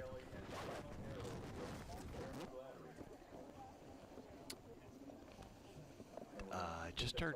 We're one arrow behind, I believe. I just heard Mike Tyrell say Aaron There it McClattery is. I thought he said Aaron got the last. Because of arrow, bonus but rings? Yeah, she would have more than Cara. Cara So hit maybe- 1, so she'd have 9. Aaron hasn't hit 1 yet, so she'd still be at 10. So Aaron will be firing the last arrow, I believe. Yeah, so here comes the last chance archery, last chance arrow. We bring out the Impala, set it at a distance. They will get a minute to judge it. Once we figure out, you know, they put the target somewhere, Scott Parrott's going to move the shooting stake somewhere. Let's give our staff a big round of applause. Big round of applause from Mike Tyrell for the shooting staff here working in the rain. Parrott team. Yeah, we don't just show up here and shoot arrows and have a good tournament. It's a mountain of work that these men and women do to lay out these ranges, to manage it, the scoring, the just directing traffic every day out here. It is a job, and I'm thankful that we have these folks that give us this place, these venues, these awesome cities and towns, and get to travel and do what I love to do every other weekend. It's so fun, and I appreciate them. Yeah, there's crews out here starting at 5 a.m. and they're here till dark. Yeah. Every day. Something like Scott mentioned, some 300 and some targets they put out, and just that's a lot. So that means they're driving 600 pieces of rebar in the ground, and weed eaters and chainsaws and mowers and brush hogs, and it's a lot to create an ASA range that'll hold, you know, what are there, 15, 1,800, 2,000 people here this weekend? More than that with their families and friends, and it's a big deal. Yeah, and you know, Josh Grine in the video shouted out to Laurel County Fairgrounds and the London Bureau of Tourism. They helped prepare the site to get it ready, lent help, you know, in every way possible, and just to get this facility ready for us. Hats off to them for sure. And we get to know these towns and these people. We've been to London Yeah. a lot, you know. There's a little local restaurant. We know the bartender at the little Italian place we go to, and she's like, "Oh, you guys are back in town." Yeah, we've seen you the last 6 years in a row, or so, you know, it's really fun, and the ASA brings a ton of revenue to these towns. You know, we're hotels and Airbnbs and 3 meals a day out for 4 or 5 days. It's a fun adventure that this ASA creates and brings to these towns, and like I said, I'm super thankful to have an opportunity like this every month. All right, so here we go. Lainey Smith stepping up to the line. She's going to be our first shooter. She is 10 points out of first and 8 points out of second. You've got one option right here, Lainey.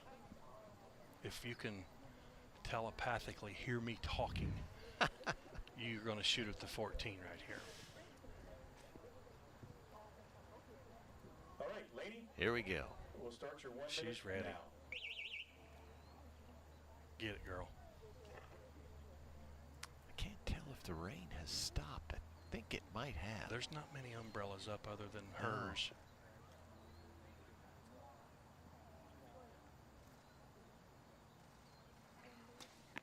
Oh, she got it. She got it. 14, unknown distance. Very good shot, Lainey Smith. Very good shot. That's what we want to see in the finals. Look at that. Boom, somebody yelled. You bet. Good for her. That's so good. Yes. That is a clutch arrow. So, all right. So Laura has to have 9 points to tie her. So a 10, she goes in front of Lainey and finishes at least fourth. Yeah.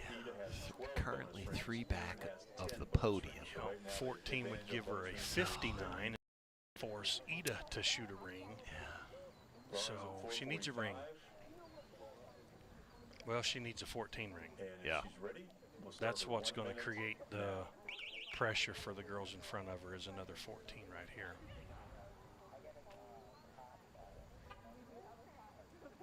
Let's see what she does.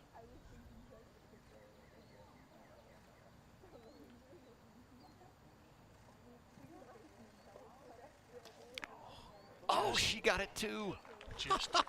Oh, she did. She got it too. Wow. Back-to-back 14. So 459 for Laura. Wow. Ida needs 11 points to tie her, so we don't obviously have an 11, so she needs a 12 to go back into third. That's a big arrow for Laura. She's at 459, so Cara and Aaron have to shoot at least 10s. Yeah. 448, currently 2 points behind the leaders in score. She said she did the team shoot, Ida did, and it didn't go too well because she does everything in meters. Yeah. I shot with Tony Weston from Great Britain, and I said, Tony, are you judging or shooting in meters? He said, well, I'll shoot in meters, but he said, I'll translate yards for you guys. So there's a lot of math going on out there. Yeah. Big arrow. 10, she's at 58. She's a point behind Laura. 12, she's at 60, forcing Cara and Aaron to at least shoot 10s. We should note there's Emily McCarthy, you know, one of the leaders in this game here in this division, one of the regulars, the stalwarts, giving her advice. Yeah. She's been in the shoot down many times. Yeah. Ida hasn't. So that's a great advocate there. I feel like she has to 14 this because both girls in front of her just did. Yeah. Maybe that's not the right play, but I feel like that's.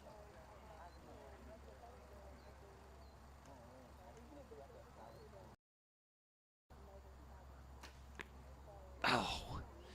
Low. Yeah. 8. 456. Wow. So she's going to drop to, yeah, depending on what Cara and Aaron do, probably fourth. So close. Yep. I know it's a win-win for her. Yeah. You know, she made the shoot off. She traveled a long way. It's great. But she was so close to that podium right there. All right, Darren. Now to the business at hand here. You're Cara Kelly. You've been dominant on this field forever. I'm shooting the 12 right here if I'm Cara. Is that enough information? If you hit the ring, you're going 12. Yeah, I'm comfortable aiming at the 12. If I hit the ring, I force Aaron to have to shoot the 12 to tie me or the 14 to beat me, depending on where they're at on rings. Aaron started with 10, Cara started with 8.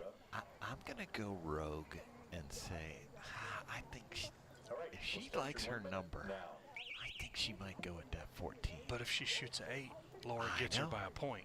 I know. So I think she shoots the 12, planning to, if she happens to miss, she keeps it in the 10 to guarantee at least second. That's my thought. She looks to be aiming more towards the 12. She went at the 14. She did, and she's missed. 2 inches low. I just had a feeling she was in that mode of go. Call P.J. Riley. So, 10, center 10 for Aaron McGlattery to win this tournament. Now stands in second place. Aaron? Center 10. Aaron, listen. She's not sure what's happening. This is for all the Center 10. ladies. You're currently at 450. Laura's at 459.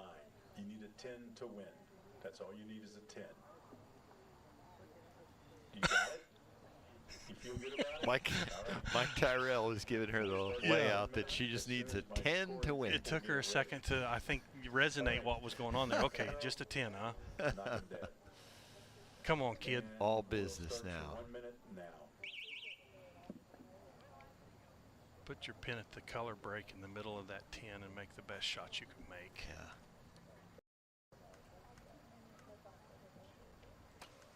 Got there it. You go.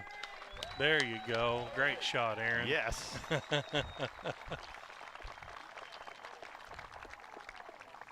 Takes the win for Aaron McGlattery. All right, there's a 10 for Aaron, our champion at 460. Has she won ASAs? She has. Okay. What I was trying to recall is if she's won one this year. I don't think. No, Sharon Wallace has won 2. Yeah. And Carr won the other. Yeah, but Aaron won her first. It was either last year or the year before. She won in Metropolis. But I know this is a hill she wanted to climb. Get rid of that chewing gum.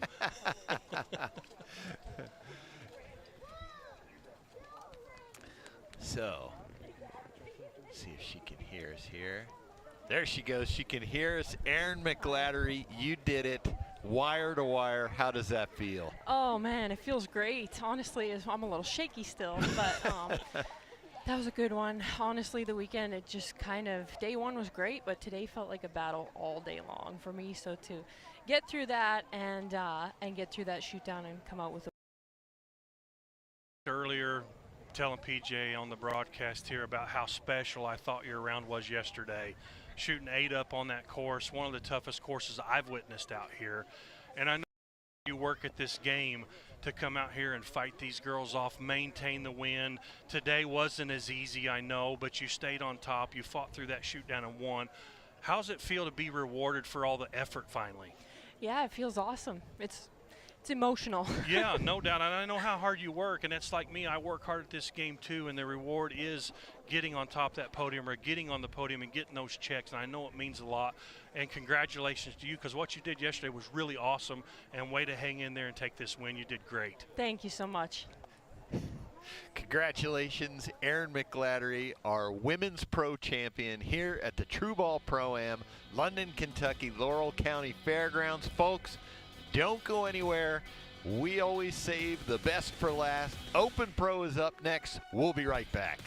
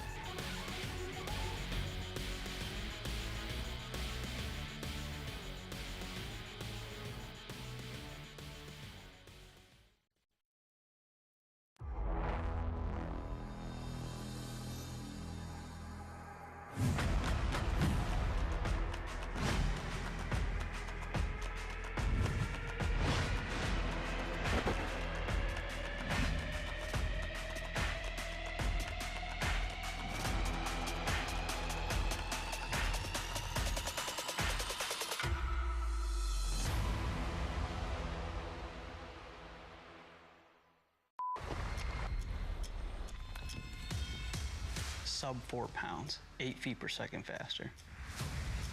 Our goal wasn't just light and fast. It was how light and how fast.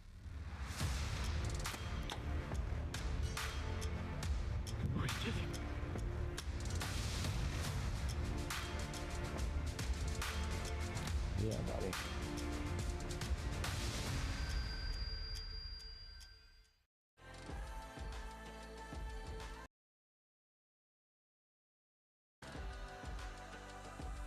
In a very short amount of time, TAC Vanes has really dominated the tournament world as far as 3D goes and excelled in hunting. We've made the quietest, most stiff, accurate vane in the industry. We're very proud of what we've done. We make all kinds of different sizes, profiles for any application. And if you want to check those out, go to tacvanes.com.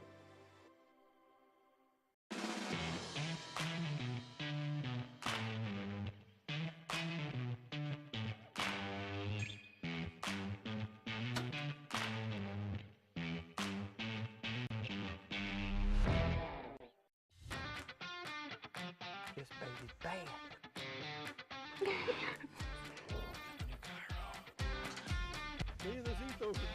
For more info on the complete 2024 Elite lineup, visit EliteArchery.com. The X10 is the most successful arrow in competitive archery history, accounting for far more medals than any other individual piece of sporting equipment in Olympic history.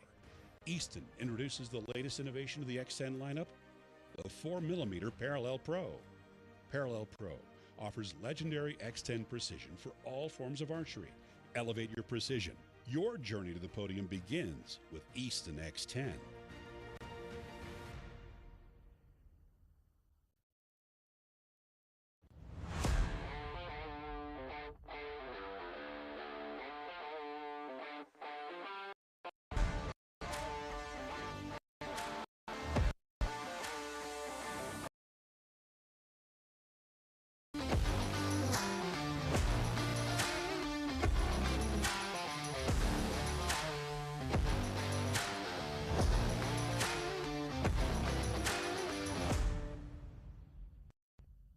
Ryan Jeffries, Mr. Ryan Reed, Chris Hacker, Benny Barger, and your number one qualifier from Voorheesville, New York, Jacob Sluzard. I thought I could hang with these guys, and I wanted to prove that, but winning after 5 tournaments it's a lot.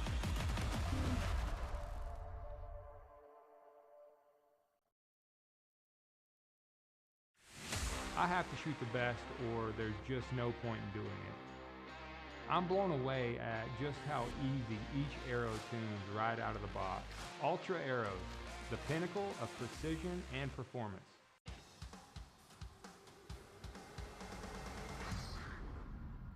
Page 2023 ASA Classic Champ, Cara Kelly, 2023 ASA Classic Champ, Keith, 2023 ASA Classic Champ, Dan McCarthy, 2023 ASA Classic Champ.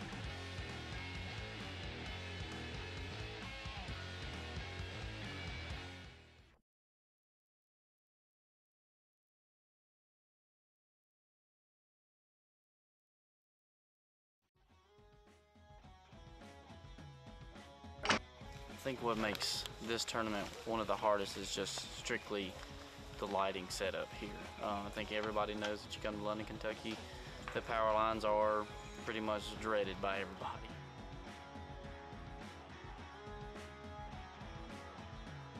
I mean, we've only shot 2 targets, but they're really thick.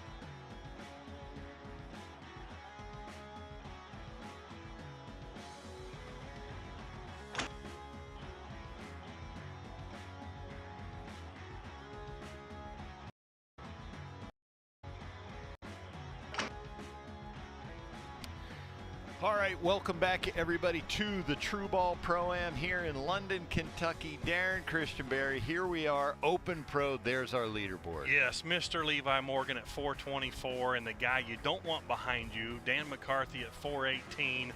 Our good buddy Nathan Brooks at 414. Joseph Goza, no stranger to these shoot-offs, at a 414. And Ryan Thomason, after shoulder surgery in September, makes his first Open Pro shoot-off in 5th place with a 412.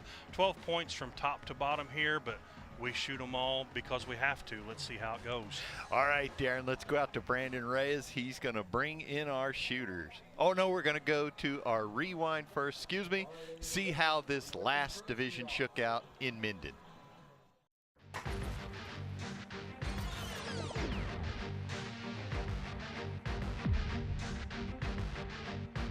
Only 2 bonus range difference between our number 1 coming off the qualifying range and our number 5s. The Open Pro Shootdown is always the last of the night and is often the most thrilling. That Hacker going for Hacker looks like he got it. As the saying goes, save the best for last. CBE 14 for Hacker. Dan McCarthy and Levi Morgan have built their status as legends in the ASA Shootdowns. Always with a very strong shot is Levi Morgan. They rarely are off and regularly do the impossible.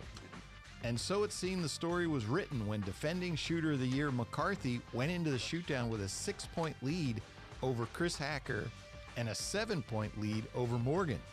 Levi went for it. I think he's got it. But Levi did what Levi does when he's forced to mash the gas to have any chance of challenging the leader.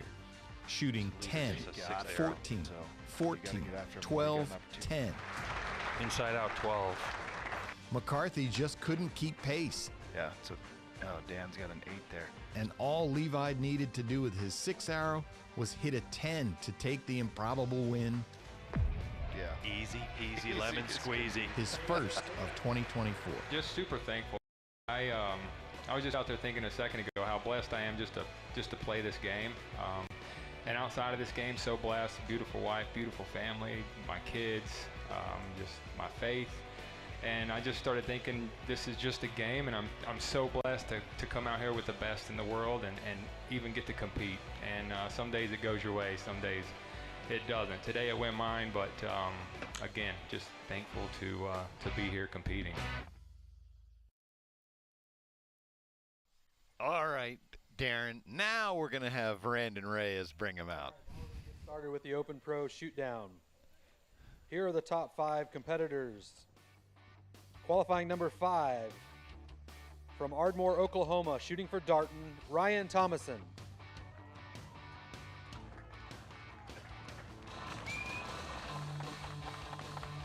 The number 4 qualifier from Henniger, Alabama, shooting for PSE, Joseph Goza.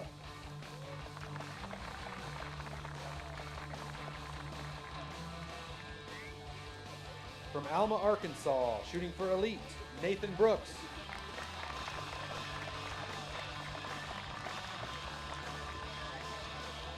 Number 2 qualifier from Wazeeka, Wisconsin, shooting for Matthews, Dan McCarthy.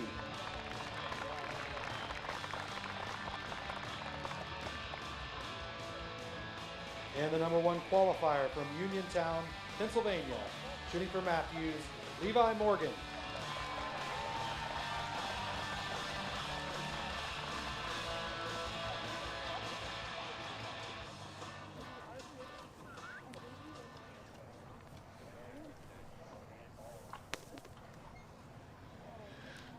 All right, Darren, there we go. We are looking at Levi's parents there, his mom and his dad, Cindy and Mark. His biggest fans in the house. They are here absolutely to cheer on Levi. The kiss cam. They were on the kiss cam. Yeah, that's awesome. Good for them. Yeah, Levi had, this is one of the venues where Levi, he said he's won more money here than anywhere. Yeah, he's done well in London, Kentucky. He said the hills, the dark lanes, it reminds him of where he grew up in North Carolina. So he thrives here. And he, like you mentioned, he said, you know, a lot of his class, they tend to field defense, shoot their first arrow. So he's so steady, so good at this game. Watch him work. Good 10. 10 there. He called upper. He was actually shooting at the upper on that. There we go. There's Nathan Mr. Brooks. Nathan Brooks. First tournament back from, can we call it retirement? Oh, we shot a little high. He's like, well, let's just get after it right off the bat yeah, here. Let's just go 14. All right, Levi. We're going to have a 10 there for Levi. 434 for Levi.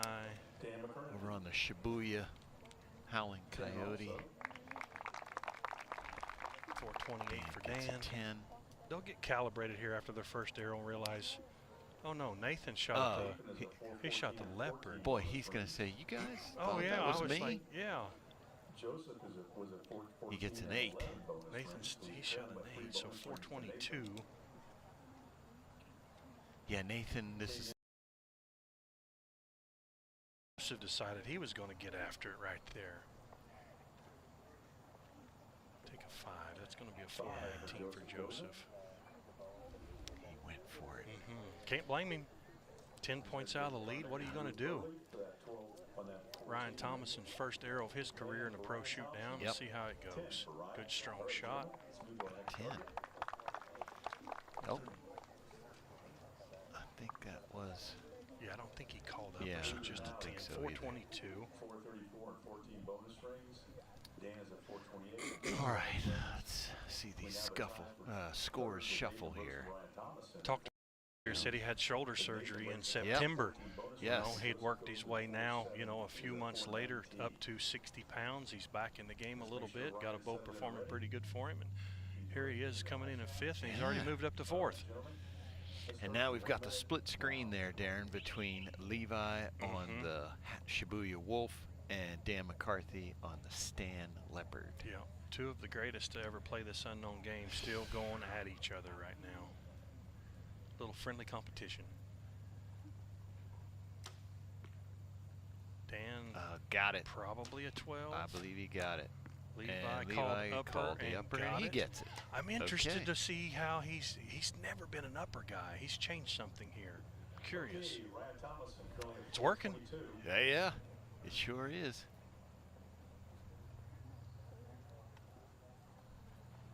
Good shot from Ryan right there. Got Held a 10. 10. Nothing All wrong right. with that. 432. Switch over to Levi. Called upper. Upper was called. He gets 12. 446 by my math. Dan hit that long one. That's extra points on That's the field extra right points. there. You better believe it. Did he get that? Just in, just out at. Oh, man. Oh, wow.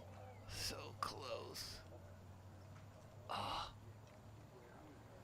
I can't tell. With that black paint being right there by the arrow shaft, I'm not certain.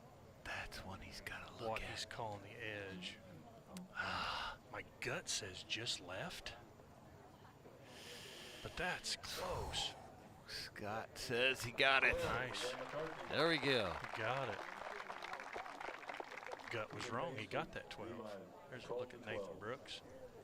Next up, Nathan Brooks, currently at 422 and 14 bonus rings.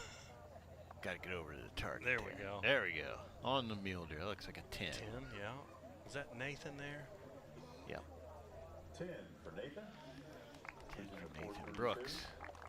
We talked earlier, Nathan doesn't shoot a lens, no magnification in his scope. So it's better for rain, and it's better for really funky lighting, which this place offers. And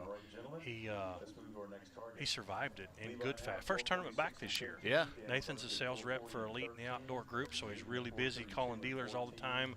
He attends the ASAs, but he's been here just to help work the trailer, and he decided it's time to get the bow back out. And lo and behold, here he is. I asked him what he thought of the courses, and he said, these are the best courses I shot all year. Yep. There's Mr. McCarthy. Yeah, Levi said he's worried that Dan may be about to take back some of the, the last tournament there. Levi kind of came in and took one away from Dan. He said,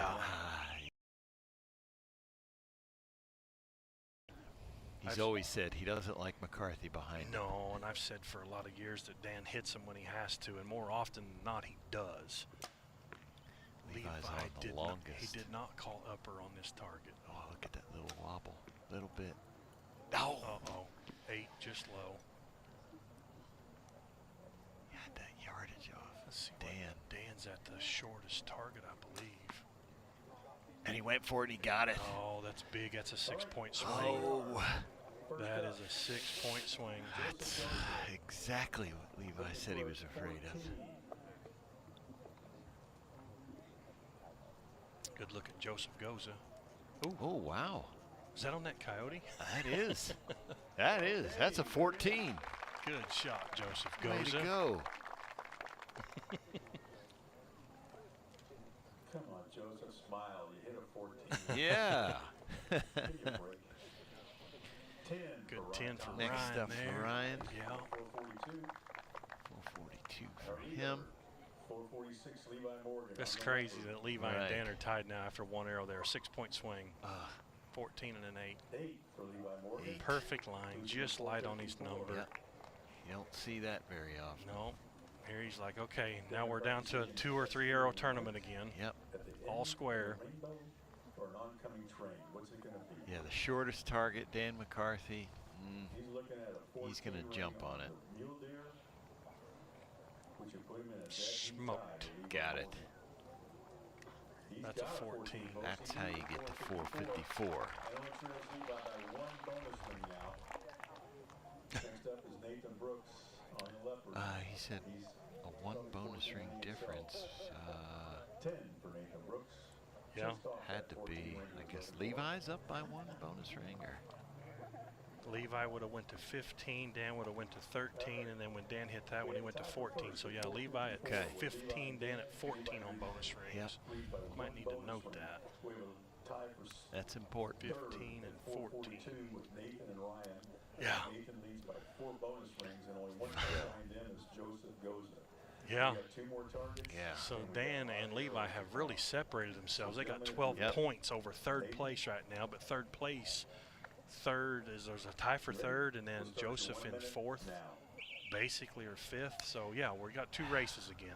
And Dan had a rough first day, so he had to make up some ground today, which he did. So now Levi, does Levi try to counter in 14 here? Dan's on the Black Panther, which is not as easy to shoot. I'm going to guess Levi goes for 14. He did. Did he hit it? I think he's, I don't know. Is he it over high it? right? The crowd didn't react, so No, Levi doesn't look too Thinking. upset with it, so that's probably a 12 for Nathan. He always got shoots it. lowers. Yeah. I was expecting All right, first up, Nathan Brooks. a cheer Yeah, if something. Levi There's hit a it, good but look at Nathan Brooks. Says he hasn't been aiming a bow very good. 12 for Nathan Brooks. That thing There you doesn't go, move, Nathan. You got video proof now. Good shot, buddy. 10 points of our leaders after this arrow. 456, Nathan Brooks. Joseph Goza. Joseph. 10 for Joseph. Just off that 10. 14 This is ring. going to go to 451. Next up is Ryan Thomas. Brian Thomason. 12. That'll move him up. Got it. Nice. He keeps pace with Nathan 454. Trails still by 4 bonus rings. Oh, no, excuse me. Yeah, Levi Morgan 54. Tied with Nathan now. Tied for score with Danny McCarthy. Looks like he's going for an All right, extra here bonus we for go. himself here. This is a big arrow call. 14. Oh, he did get it. He got it. Nobody Nobody reacted. even laughed. They're just like, that's what Levi Yeah, does. he just shot at 14. Wow. So did he take a 4-point lead back? Black Panther has in store for Mr. McCarthy. Dan. 10 for Dan McCarthy. Yeah. A 10, yeah. So now Dan goes to the Coyote. Levi goes to the Panther. Levi just took a 4-point lead back. 4-point lead over Dan.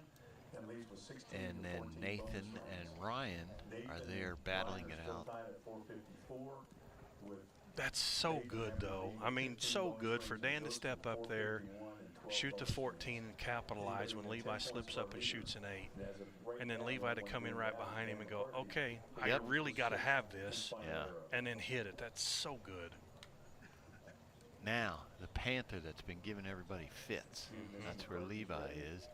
Meanwhile, Dan goes to the Coyote, which is not our longest target anymore. I almost think Dan's going to shoot that at the 14 right here. He's 4 points behind. This is the 5th arrow. Yeah.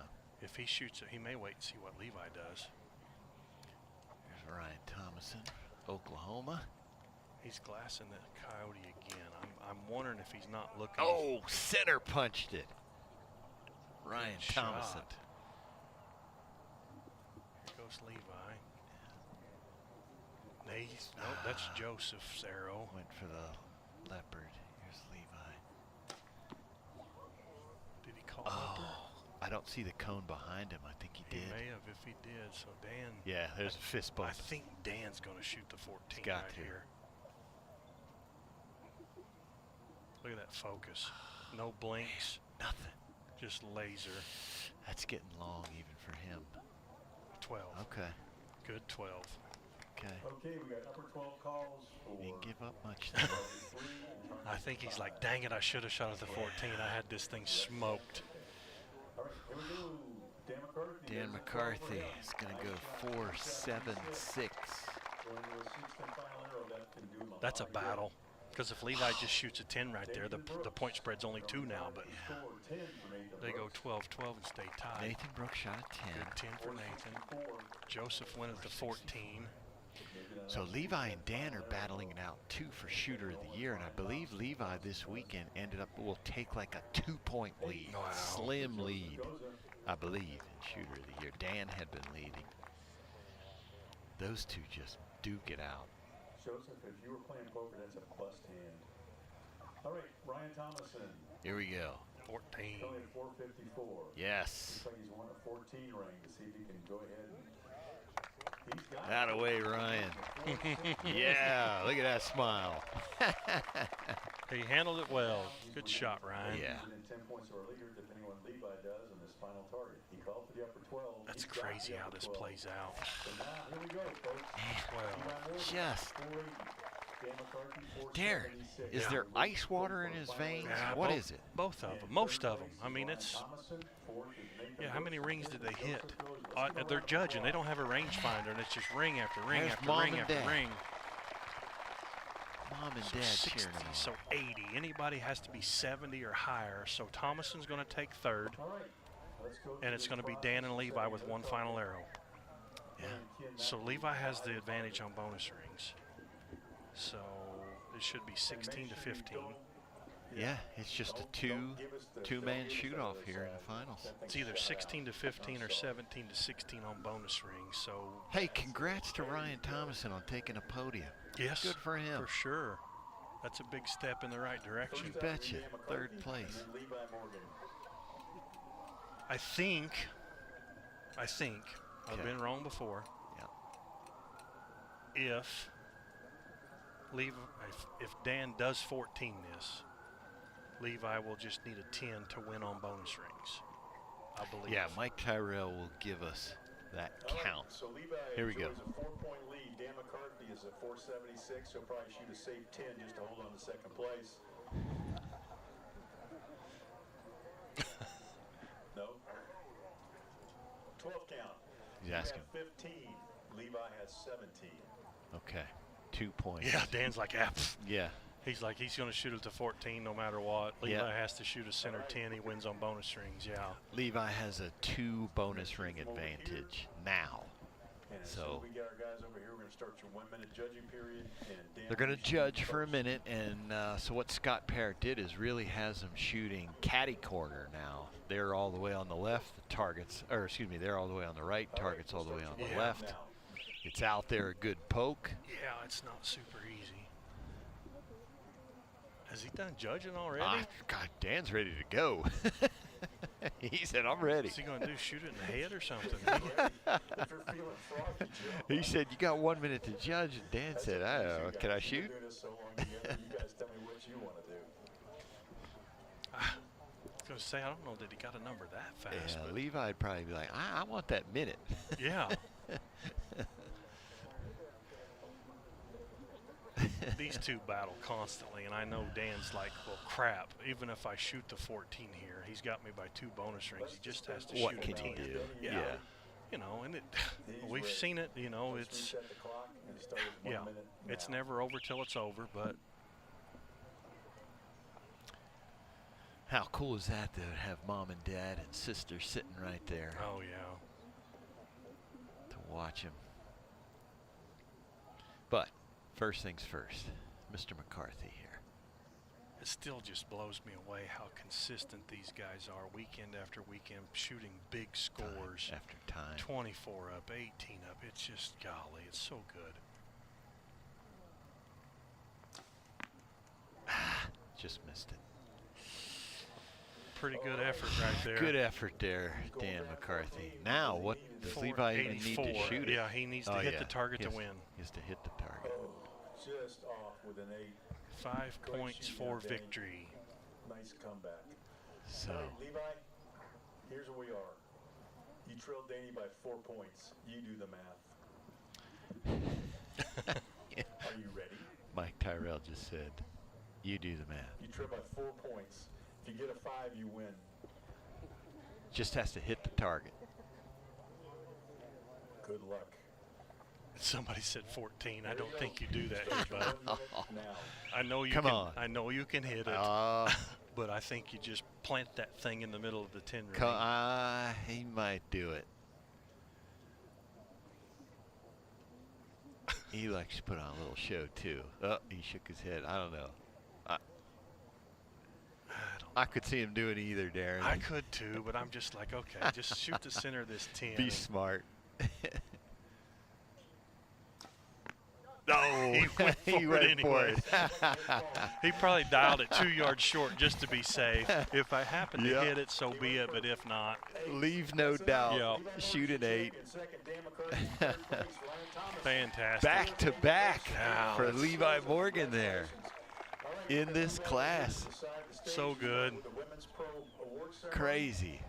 This one, though, had to be a little more comfortable than the last one where he just had to come out there swinging for the fences. Well, he still had to battle, though. I mean, he shoots the 8, Dan shoots the 14. Oh, crap, we're tied, you know. And then he steps up and follows it up with a 14 to take a 4-point lead, and that's what got him the victory. That was a huge arrow. Yeah. He's going to come over and get the headsets on.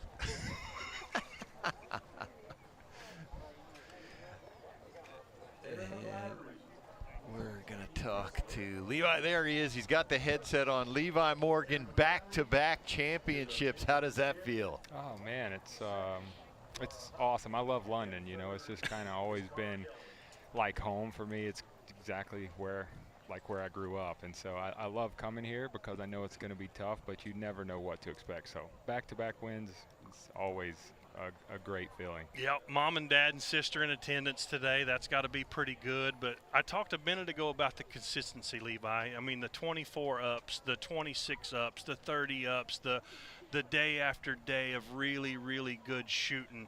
How do you maintain that? I don't know, really. I mean, with 4 kids and all kinds of stuff going on, I rely on just kind of the love of the game, how much I hate to lose, and the good Lord helping out a lot. So it's I do practice a little bit, but not near as much as I used to. So I still love to compete, you know, and I feel like once I get here, something just clicks, and I want to win, and fortunately, I've been able to compete at this level for a while. So I don't know how long it's going to last, but I'm thankful for it. It's good, and I appreciate the battle out there. You shoot the 8 on the long leopard. McCarthy hits the 14. You have a 6-point lead. You're now tied, and then you step up and pound that 14, and that was what won you that tournament right there. So clutch moments, consistency. Buddy, you're fantastic. Congrats again on another win. Thank you, guys, very much. All right, congratulations to Levi Morgan there, our Open Pro champ here in London. Folks, that's going to do it for us at the True Ball Pro-Am. For Darren Christianberry, Brandon Reyes, I'm PJ Riley. Thanks for being here. Come on back. We'll be here in a month next at Metropolis, Illinois.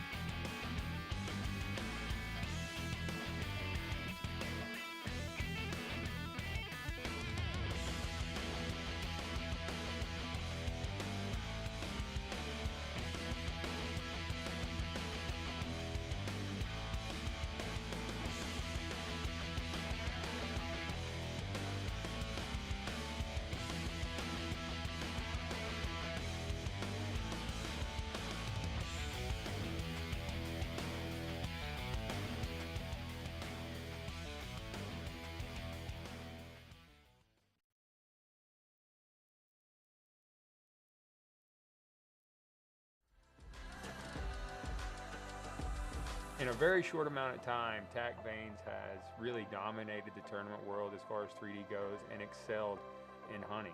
We've made the quietest, most stiff, accurate vane in the industry.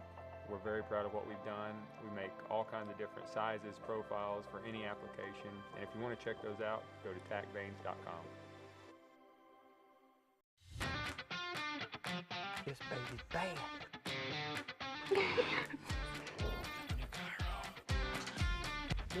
For more info on the complete 2024 Elite lineup, visit EliteArchery.com. I have to shoot the best or there's just no point in doing it. I'm blown away at just how easy each arrow tunes right out of the box. Ultra arrows, the pinnacle of precision and performance.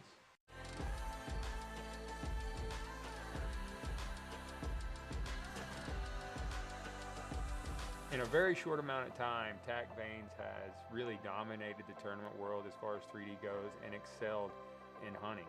We've made the quietest, most stiff, accurate vane in the industry. We're very proud of what we've done. We make all kinds of different sizes, profiles for any application. And if you want to check those out, go to tacvanes.com. The X10 is the most successful arrow in competitive archery history, accounting for far more medals than any other individual piece of sporting equipment in Olympic history. Easton introduces the latest innovation of the X10 lineup, the 4mm Parallel Pro. Parallel Pro offers legendary X10 precision for all forms of archery. Elevate your precision. Your journey to the podium begins with Easton X10.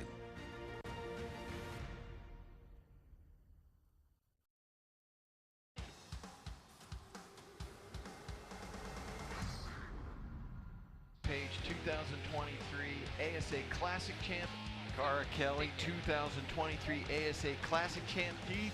2023 ASA Classic Champ, Dan McCarthy. 2023 ASA Classic Champ.